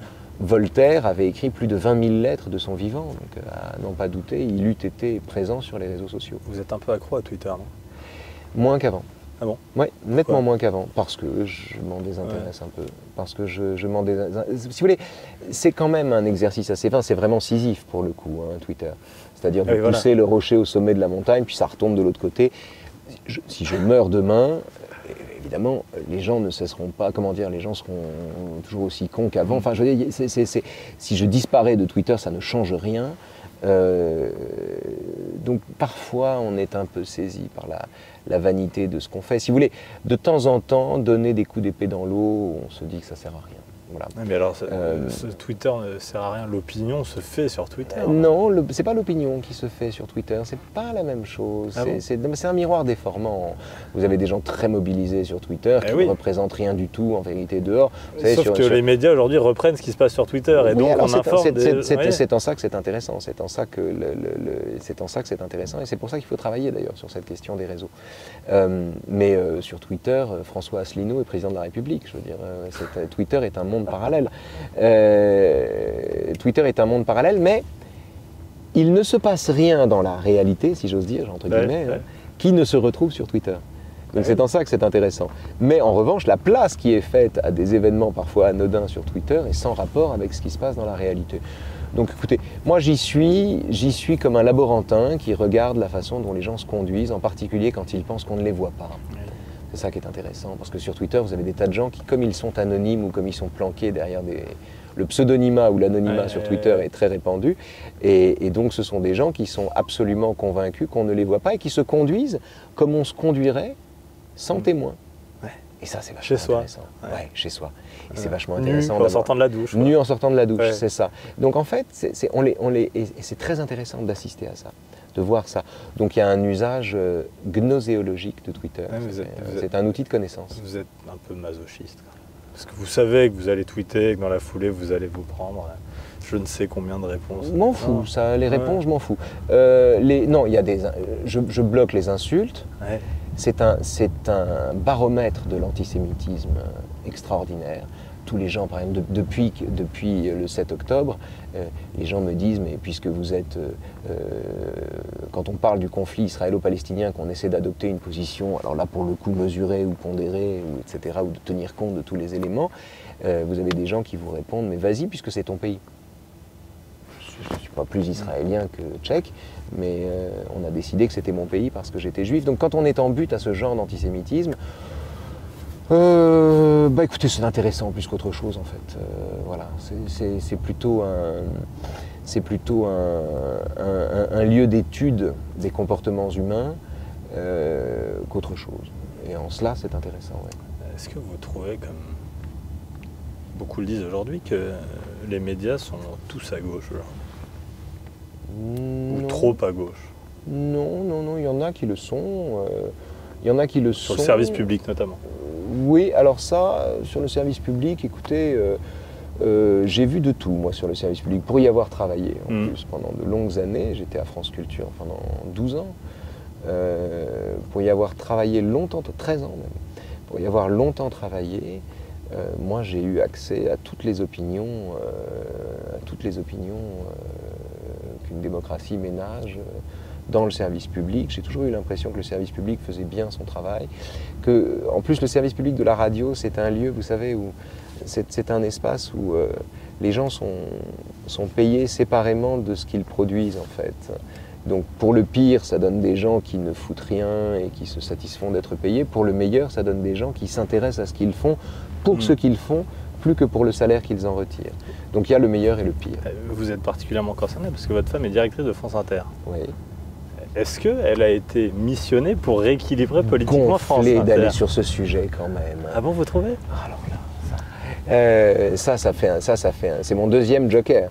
C'est mon deuxième joker. Oui, mais alors combien vous avez de jokers? Autant que je veux. Non. Autant que je veux, c'est le principe. On table sur 3, donc. Ça fait 2 en tout cas. Ça fait 2. Non, mais surtout, surtout, qu'est-ce que vous voulez que je vous dise? Posez-lui la question à elle.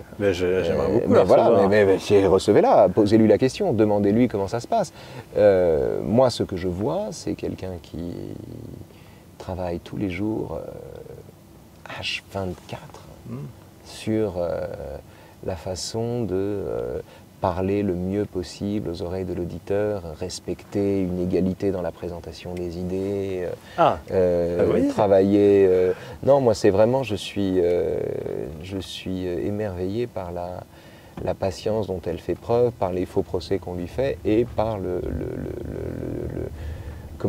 soin qu'elle met à s'occuper de l'antenne et à penser à l'auditeur en premier. Voilà. Je ne vous en dirai pas plus parce que je suis mal placé pour en parler davantage. Vous n'avez pas peur de parler de votre vie privée? Pendant très longtemps, j'étais réfractaire à ça. Et puis un jour, j'ai tout couché sur la table. Ouais. Donc, voilà, je suis passé de l'un à l'autre. Vous reparlez à votre père? On s'est toujours parlé avec mon père. Alors j'ai lu qu'il ne voulait plus vous parler après votre livre de 2020. Oui. Ben, c'était votre question à 3 ans d'âge. Oui. Ben oui. On finit toujours par oublier. On se parle. Est-ce que quand on écrit comme ça... Non, avec mon père, on a une différence très importante, et beaucoup plus intéressante que la simple querelle de famille. Oui. On a une différence très importante dans le rapport à la littérature. On n'a pas la même conception du livre, en fait. Mon père a une lecture, un usage de la littérature qui consiste chez lui à embellir un réel qu'il trouve sinistre. J'ai plus de goût que lui pour la dégueulasserie du monde. Je suis plus ouvert que lui à cela. Et ce qui est intéressant, c'est que en fait, nous sommes 2 lecteurs de Proust. Et on peut tirer la lecture de Proust du côté de l'embellissement par le style d'une vie blafarde, comme on peut le tirer du côté de l'examen du réel dans son âpreté, dans son amertume. Voilà, donc on est de ce point de vue, on est des Proustiens différents. Vous êtes en compétition avec votre père? Est-ce qu'on est tous en compétition avec nos parents?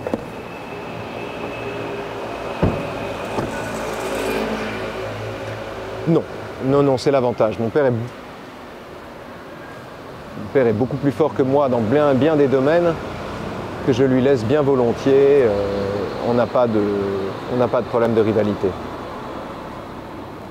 Oui, le grand? Oui, le grand, où j'ai pas fait mes études. Non, mais vous avez passé votre bac ici, par exemple. C'est vrai, j'ai passé mon bac ici. Bonsoir, monsieur. Bonsoir. Bonsoir, monsieur. Thibaut, enchanté. Je viens le proviseur. Bonjour, bienvenue. Monsieur le proviseur. proviseur. Avec plaisir, je vous accueille. Merci plaisir. de nous accueillir. Merci. Et donc je ne suis pas venu ici depuis le bac. Vous êtes le proviseur d'un mythe. C'est vrai.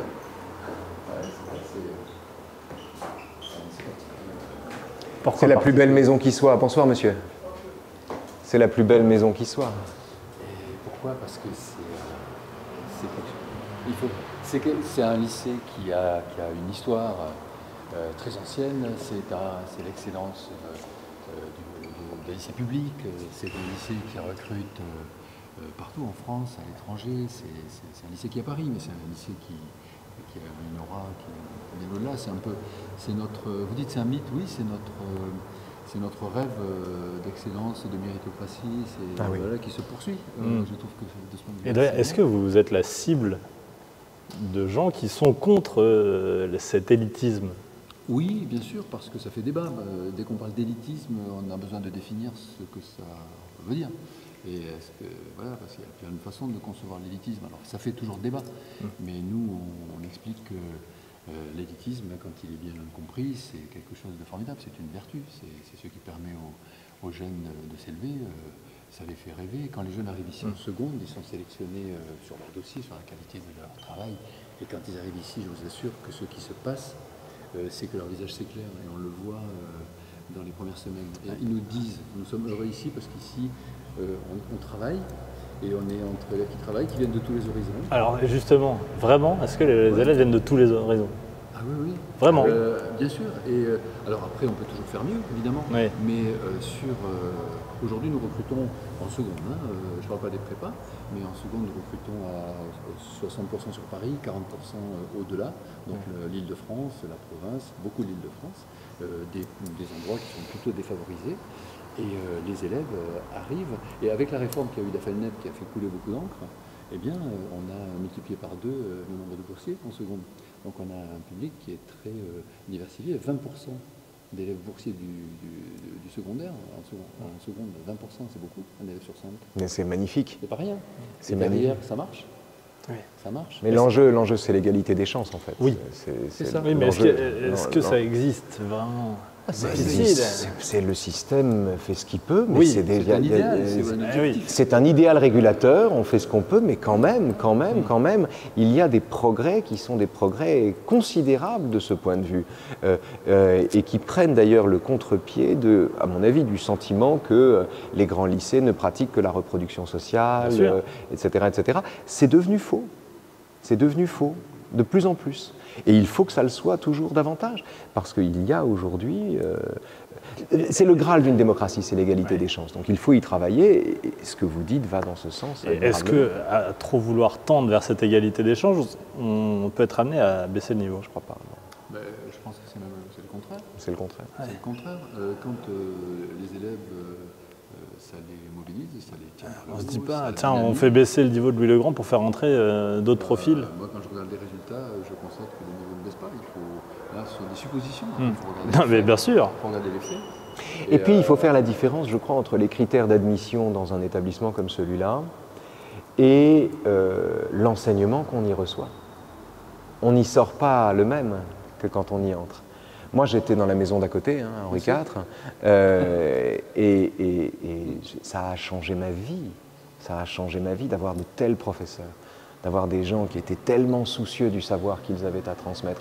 Ça a changé ma vie. On passait des heures à se poser des questions qu'on ne se pose jamais dans la vie. C'était le seul endroit du monde, enfin, l'un des seuls endroits au monde où on pouvait faire ça. La qualité de l'enseignement qu'on y reçoit, et de façon générale d'ailleurs, la qualité de l'enseignement qu'on reçoit dans l'éducation nationale, paraît une des choses les plus importantes qui soit, dans la mesure où l'enjeu, c'est l'égalité des chances. Ce n'est pas l'égalité, c'est l'égalité des chances. Vous nous faites visiter? Bien sûr. Alors bon, c'est un peu sombre. Ouais. Vous avez déjà ce hall, ça a été donc rénové à la fin du 19e, mais comme à l'époque beaucoup de lycées. Et puis il y a très peu de bâtiments anciens. Il y a finalement des bâtiments anciens beaucoup plus anciens. À Henri IV, ici, il y en a moins qui restent. Oui, il y a le cloître à Henri IV qui date du XIe siècle. Ici, les cabanes solaires sur des bâtiments du XVIIe, mais sinon, les bâtiments d'origine ne sont plus là parce que le lycée est très très ancien. C'est un collège de jésuites à l'époque, on est au XVIe siècle, donc c'est une très très vieille maison. Et puis, vous avez le nom de Louis le Grand qui lui est donné par le roi Louis XIV, qui le prend sous sa protection. Donc il y a un tableau en modestie. Dans mon bureau, oui, mais en même temps, qu'est-ce que vous voulez oui. encore voilà, c'est quelque chose dont nous sommes fiers forcément, et qui marque, vous savez, c'est important aussi quand on entre dans un lieu, il y a déjà le quartier, et puis il y a le lieu. On entre par cette petite porte, on arrive dans ces espaces, ça impressionne. Alors ça impressionne tout le monde, le proviseur quand je suis arrivé, moi ça m'a impressionné. Puis après ça oblige, c'est-à-dire qu'on se dit, bon, mais voilà, ça, il va falloir se montrer à la hauteur. Et pour les élèves, c'est pareil. Voilà. Et là, vous savez, moi qui fais profession d'orientation, je suis en train de me rendre compte que je vous oriente mal parce que c'est dans l'autre sens. On part de l'autre côté, alors on y va. Oui, à force de parler. Voilà. Alors vous avez d'un côté la cour Victor Hugo, d'accord, qui est élève ici, et de l'autre côté la cour Molière. Victor Hugo a été élève ici. Pas très longtemps, mais il a été. Oui. Et Molière aussi. Et c'est l'autre cour. Donc nous allons monter dans la bibliothèque, ce qu'on appelle la bibliothèque générale, qui est le nom de la bibliothèque ancienne, c'est une bibliothèque très classique, vous verrez. Et je pense que vous serez très bien. Merci beaucoup. Raphaël Antoven, si vous deviez faire de la politique et qu'on vous proposait un ministère, je suis sûr que vous prendriez l'éducation nationale. Oui, peut-être, oui. Non? Oui, probablement. Probablement. Et qu'attend-on pour vous le proposer? Non, je reste étranger à l'engagement politique, à l'encartement, Oui. pour toutes les raisons qu'on a pu évoquer d'ailleurs. Hein. C'est qu'il y a dans l'engagement politique comment dire, une capacité d'adhésion à l'idée qu'on défend qui m'est un peu étrangère. Donc je me sentirais assez vite démuni, je pense, dans un univers politique. Maintenant, il est vrai que ministre de l'Éducation nationale me paraît le plus beau métier du monde, après celui de prof. Alors si on vous le proposait? Si on me le proposait, je refuserais probablement. Non. Si, probablement. Enfin, la question... Vous n'avez plus de joker, vous n'allez pas prendre un joker. Enfin, si vous en avez un. Je ne l'ai pas utilisé et la question ne m'a jamais été posée. Je doute qu'elle me soit posée un jour, donc je pense que non. Je crois que je tiens une séquence. Comme Dupond-Moretti, vous savez qu'il disait jamais je ne serai ministre de la Justice. Oui, mais la différence entre Dupont et moi, c'est que lui, il est devenu ministre, moi non. Oui, pas encore. Oui, pas encore. C'est facile ça.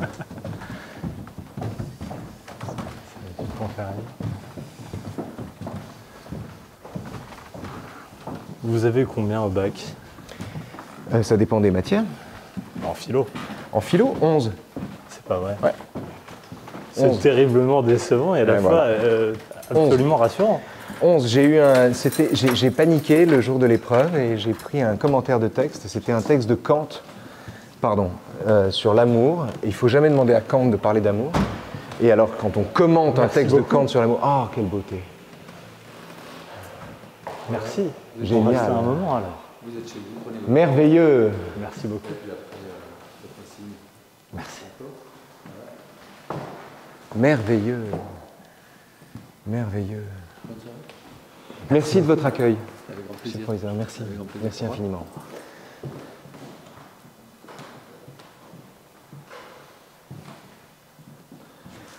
Ça donne envie d'y rester toute la nuit.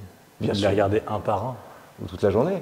Non, c'est une très bonne. On voit tout de suite que c'est une très bonne bibliothèque. La bibliothèque d'Henri IV est plus belle, hein, je dois dire. Non, on est accueillis. Mais c'est vrai. Et puis c'est un chauvinisme ridicule qui n'a pas lieu d'être. Mais c'est vrai que j'ai passé mon bac ici. Je me souviens de l'oral d'anglais, comme ça. Où j'avais une professeure pour l'oral d'anglais qui me disait, je me souviens, c'était un texte sur la tabagie. Et j'avais expliqué à mon examinatrice que j'étais absolument hostile au tabac, que ça me paraissait épouvantable, atroce, etc., etc. Et je la vois qui me met une bonne note et je sors de là ravi, radieux, et j'allume une cigarette à ce moment-là. À l'époque, on pouvait fumer dans la cour. J'allume une cigarette en sortant et à ce moment-là, elle est sortie et elle m'a vu fumer une cigarette. Et la déception dans son visage était quelque chose d'inoubliable. C'était ici. J'entends souvent cette phrase un peu creuse, mais à la fois tellement vraie, tout doit repartir de l'éducation. Est-ce que c'est vrai, déjà? Et est-ce que c'est pas un peu... Non, bateau, ce qui est beau avec l'éducation, c'est qu'on y apprend autre chose que dans la cellule familiale. On y apprend justement, ce qui est beau avec l'éducation, c'est la capacité d'altération qu'elle nous transmet. C'est le brouillage de ce que nous sommes par le parasitage de ce que nous croyons être par d'autres choses. C'est pour ça qu'il est si important quand on arrive à l'école de se débarrasser de tous les gris-gris religieux, par exemple, de tous les symboles religieux, parce qu'il ne faut pas parasiter justement cette éducation qui littéralement signifie cette façon de sortir, d'être conduit hors de soi. Et s'il est tellement important de ne pas brouiller cela, de mêler cela de religion, c'est que la période de l'éducation, c'est le moment où on vous demande de n'avoir aucun préjugé pour entrer dans l'apprentissage, précisément. Est-ce que la société se divise, la France se divise d'une certaine manière Parce que l'école ne s'est plus rassemblée. Je sais pas. C'est trop vaste comme question, j'en sais rien. Je ne sais pas. Je ne sais pas.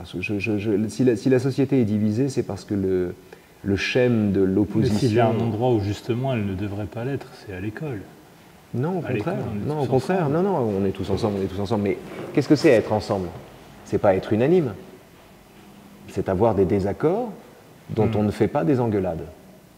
C'est ça, être ensemble. Mais est-ce que l'école Être ensemble, sait ça n'est faire pas. ça, c'est Bah encore oui. faire ça. Bah oui.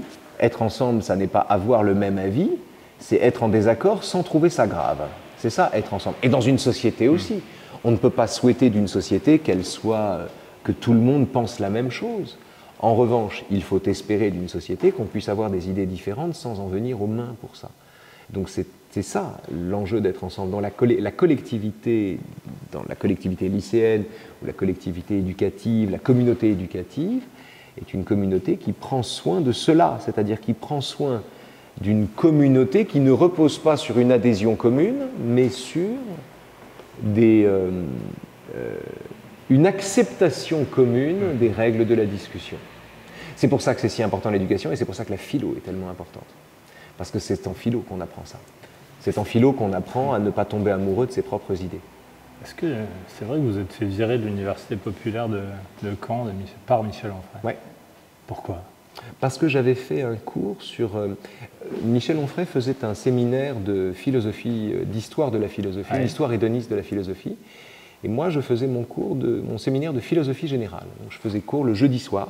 J'allais en voiture jusqu'à Caen, je faisais cours dans l'amphithéâtre j'allais dire du Café Mancel, du Musée des Beaux-Arts, et je repartais ensuite. Et donc voilà, et donc moi je faisais, mon cahier des charges était de faire une sorte d'histoire des idées comme ça, et je papillonnais d'un philosophe à l'autre, d'une semaine sur l'autre. Et un jour, j'ai fait un cours sur la maïeutique selon Socrate, à partir du Ménon, expliquer ce que c'était que l'art de faire accoucher quelqu'un de lui-même à partir des textes de Socrate. Un cours qui a eu un franc succès d'ailleurs chez des gens qui ne faisaient jamais de philo. L'université populaire, c'était génial au début, parce que les gens n'avaient jamais fait de philo et ils venaient, et ils étaient très nombreux. Et donc je fais ce cours-là, et Michel Onfray, qui est un peu paranoïaque, y a vu une déclaration de guerre. Et une hostilité parce que je disais du bien de Platon. Une guerre de philosophes. C'est pas une guerre de philosophes, en l'occurrence, il n'y avait rien de philosophique dans le sentiment que je lui faisais la guerre en parlant de Platon.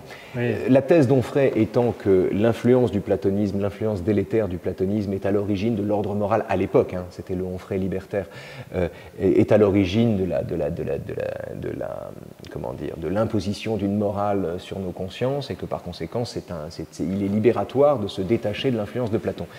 Bon, c'est la thèse d'Onfray, on a le droit de penser ça, et surtout cette thèse est compatible avec la célébration de la maïeutique. Or, Onfray, lui, il a vu une démarche hostile, et donc il s'est arrangé pour me virer. Enfin, il ne s'est pas arrangé pour me virer, il a décrété que j'étais viré. Et ce qui était touchant dans cette histoire, au-delà des méthodes de nervis des gens qui l'entouraient, ce qui était touchant, c'était que les membres du séminaire de philosophie générale, frustrés de leur cours, parce qu'en plus, moi, j'avais dit à la fin de l'année que je revenais l'an prochain, et ils ont découvert, le jour de la cérémonie de rentrée, que j'étais pas là. Et Onfray a dit, non, finalement, il décide de finir sa thèse. Je dis, écoutez, non, c'est pas vrai, j'ai pas décidé de finir ma thèse, j'ai été viré. Et quand ils ont su ça, ils ont créé une université populaire parallèle, à Hérouville, où on se réunissait, alors moins fréquemment, mais quand même, et où j'ai pu continuer comme ça d'alimenter mon séminaire de philosophie générale, malgré les menaces et les oukases de ces gens-là. Voilà, c'était pas très intéressant, mais enfin, en soi, c'était pas, comment dire, c'est assez symptomatique du fait que il suffit pas de faire de la philosophie pour avoir, comment dire, pour être tolérant. Est-ce que vous en voulez d'une certaine manière aux profs qui se censurent? Non, je leur en veux pas, je les comprends. Vous les comprenez? Bien sûr que je les comprends. Vous savez qu'aujourd'hui, en valeur absolue, un prof qui a 10 ans de carrière, c'est plus souvent censuré qu'un prof en fin de carrière aujourd'hui, en valeur absolue. Tellement la question se pose depuis quelques années. Je les comprends. Les gens n'ont pas envie de mourir. C'est normal qu'ils se censurent. C'est aussi la raison pour laquelle il faut que toute la nation soit derrière eux. Il faut que tout le monde soit derrière les profs. Il faut que tout le monde soutienne les profs. Au lieu de dire des profs que si ça se trouve, il y a des sujets qu'il vaudrait mieux ne pas enseigner, il faut que tout le monde soit derrière les profs. Pour prendre la mesure de la menace qui pèse sur les profs, imaginez par exemple un prof de philo chargé de faire cours devant des élèves en abaya. Comment c'est possible? Le jour où on parle de la mort de Dieu, ça se passe comment? Le jour où on parle de sexualité, ça se passe comment? Ça se passe pas. Ça se passe pas. Il faut protéger les professeurs, encourager les professeurs et expliquer aux élèves que rien n'est plus important que l'enseignement qu'ils reçoivent et qu'on ne va pas à l'école pour apprendre des choses qu'on sait déjà, on va à l'école pour s'altérer, littéralement, c'est-à-dire devenir autre. C'est la raison pour laquelle l'enseignement ne doit pas être parasité par des préjugés, des dogmes et des symboles. Est-ce que vous êtes déjà censuré dans une salle de classe? Jamais. Jamais. Vous avez hésité? Mais non, jamais. Mais je dois dire que j'ai cette chance. D'abord, j'ai jamais enseigné en lycée. J'ai enseigné à la fac. J'ai enseigné donc à des élèves qui avaient choisi de faire de la philo. Ouais. Qui étaient là parce qu'ils le voulaient. Qui étaient là parce qu'ils le... Pas tous, mais enfin, en gros, qui étaient plutôt là parce qu'ils avaient de la curiosité pour ça. Et surtout, c'était il y a 20 ans. Moi, que j'ai eu mon premier poste, et il y a plus que 20 ans même, que j'ai eu mon premier poste, et c'était à Lyon 3. Et à l'époque, le seul problème qu'on avait, c'était que Lyon 3 était une fac où il y avait quelques négationnistes qui sévissaient, un prof d'allemand qui faisait cours sur les morts du typhus dans les camps d'extermination. Oui, il y avait ça. Le cliché pur et dur. Oui, le cliché pur et dur. Prof d'allemand. Oui, et puis c'était à Lyon 3 que Gollnisch enseignait le japonais aussi. Enfin, il y a eu des choses comme ça. La civilisation japonaise, je crois. Mais l'époque n'avait rien à voir, c'est-à-dire qu'il n'y avait pas cette lèpre islamiste qui menaçait les professeurs et qui menaçait de leur couper la tête en cas d'enseignement de choses licencieuses, si vous voulez. Il n'y avait pas cet ordre moral-là, il n'y avait pas cette folie-là. Et de ce point de vue, d'ailleurs, on peut dire que l'époque a changé et que le métier de prof aujourd'hui, le métier de prof, il est compliqué par deux choses. D'abord par le fait qu'on ne parle plus à des visages mais à des écrans, et qu'on ne sait pas ce qui se passe derrière l'écran. Donc on prépare les cours, mais on ne sait pas si les élèves les suivent. Et on parle à des écrans, on ne parle plus à des visages. Et la deuxième chose, c'est que est entrée dans l'éducation nationale la lèpre du dogmatisme religieux, du fanatisme religieux. C'est-à-dire dans l'éducation nationale. Dans l'éducation nationale, c'est-à-dire que c'est par l'autocensure que le fanatisme s'installe. C'est par l'autocensure et la complaisance de politiques qui n'ont aucune morale, de politiques sans honte, qui sont capables de dire que les élèves ont raison d'être choqués par les caricatures de Charlie Hebdo. Si vous voulez, ce qui est intéressant par exemple avec cette histoire de caricature, pour ne prendre que ça, c'est que c'est l'occasion pour un prof de philo de montrer que l'impiété est du côté des gens qui croient que Dieu se vexe quand on le dessine avec une plume dans le cul. Pardon de parler comme ça. Les gens qui disent l'impiété est du côté des gens qui croient connaître les intentions de Dieu au point de considérer qu'il ne supporte pas telle ou telle chose. L'impiété est du côté des gens qui pensent que Dieu a besoin d'un coup de main pour accomplir son dessein et que par conséquent, un coup de main ou un coup de Kalachnikov. L'impiété est là. Il faut faire de la philo pour montrer que le fanatisme est une modalité de l'impiété. Il y a des textes de Nietzsche sur le nihilisme chrétien qui sont très utiles à cette occasion. Donc il faut se servir de cela, mais il faut pouvoir enseigner librement. Il faut avoir les mains libres. On ne peut pas craindre pour sa vie quand on enseigne des choses comme celle-là, aussi importantes. Comment vous réagiriez, vous, si un jour, dans une classe, un élève vous dit que vous n'avez pas le droit de dire ce que vous venez de dire et qu'il le revendique et qu'il le qualifie en mettant en avant sa religion? Mais je ne sais pas, j'imagine que je ferai comme il faut faire dans ces cas-là, c'est-à-dire j'essaierai d'installer la possibilité d'un dialogue, j'essaierai de dire que dans mon esprit il n'y a pas il ne s'agit pas d'attaquer une religion ni quoi que ce soit, mais de décrire quelque chose. J'essaierai de faire valoir les arguments qui sont les miens, j'essaierai de montrer que quand Nietzsche lui-même parle de mort de Dieu, il situe l'impiété du côté du fanatisme, j'essaierai de... Voilà. Et si ça ne marche pas, l'ordre dans la classe doit l'emporter sur toute chose. Donc voilà, mais je ne me résous pas à l'absence de dialogue. C'est-à-dire je continue de penser, mais c'est facile quand on n'enseigne plus. Je continue de penser que la plupart des problèmes qui se posent en classe sont le fait de malentendus. Et qu'un élève qui arrive lardé de conviction et qui tient pour irrespectueuse une opinion qui n'est pas la sienne et quelqu'un qui doit juste apprendre, qui a juste des choses à apprendre. Donc soit c'est possible de les lui apprendre, soit tant pis pour lui. Ça fait 2 heures qu'on est ensemble. Ouais, déjà. Est-ce que vous avez vexé du monde là? Vexé du mot? Oui. Je sais pas. Je sais pas, j'ai dit des trucs vexants. Je sais pas. J'ai pas fait attention. Je crois pas, je crois pas. Enfin, j'espère.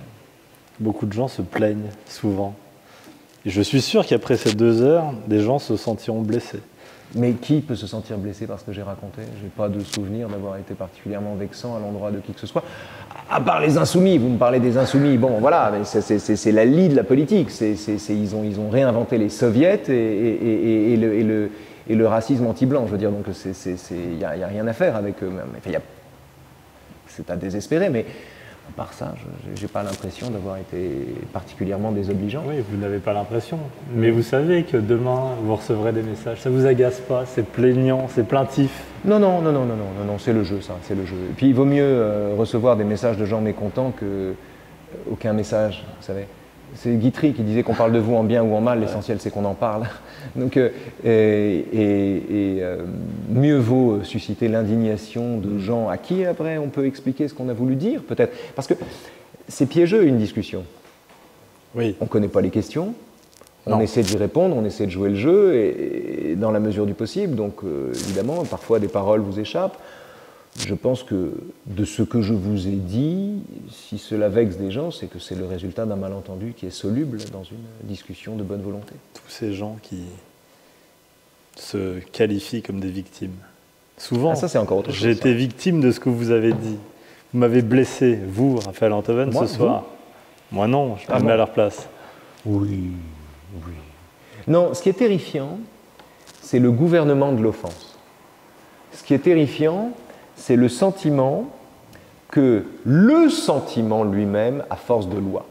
C'est-à-dire, c'est l'idée que telle personne se sentant vexée par une parole, la parole en question doit être bannie pour éviter de vexer la personne en question. Comme si ce qui nous vexe devait avoir force de loi. Mais un monde où ce qui nous vexe a force de loi, c'est l'enfer sur Terre. C'est un monde où on se sent blessé par les opinions de l'autre et où notre blessure à force de loi est un monde où il n'y a plus rien. Imaginez par exemple que je sois hostile à l'IVG et que vous défendiez l'IVG devant moi. Je vais me sentir blessé par ce que vous dites, je suis fondé à vous attaquer. Ou alors imaginons que je sois favorable à l'IVG, que vous y soyez hostile et que je considère que ce que vous dites m'offense, je suis fondé à vous attaquer aussi. Si demain matin l'offense devient un critère légal, c'est la fin de la société. Il n'y a plus de monde commun dans un univers où l'offense devient un critère légal. C'est pour ça que les discours qui consistent à dire qu'il faut écouter la parole des concernés sont des discours en réalité extrêmement dangereux.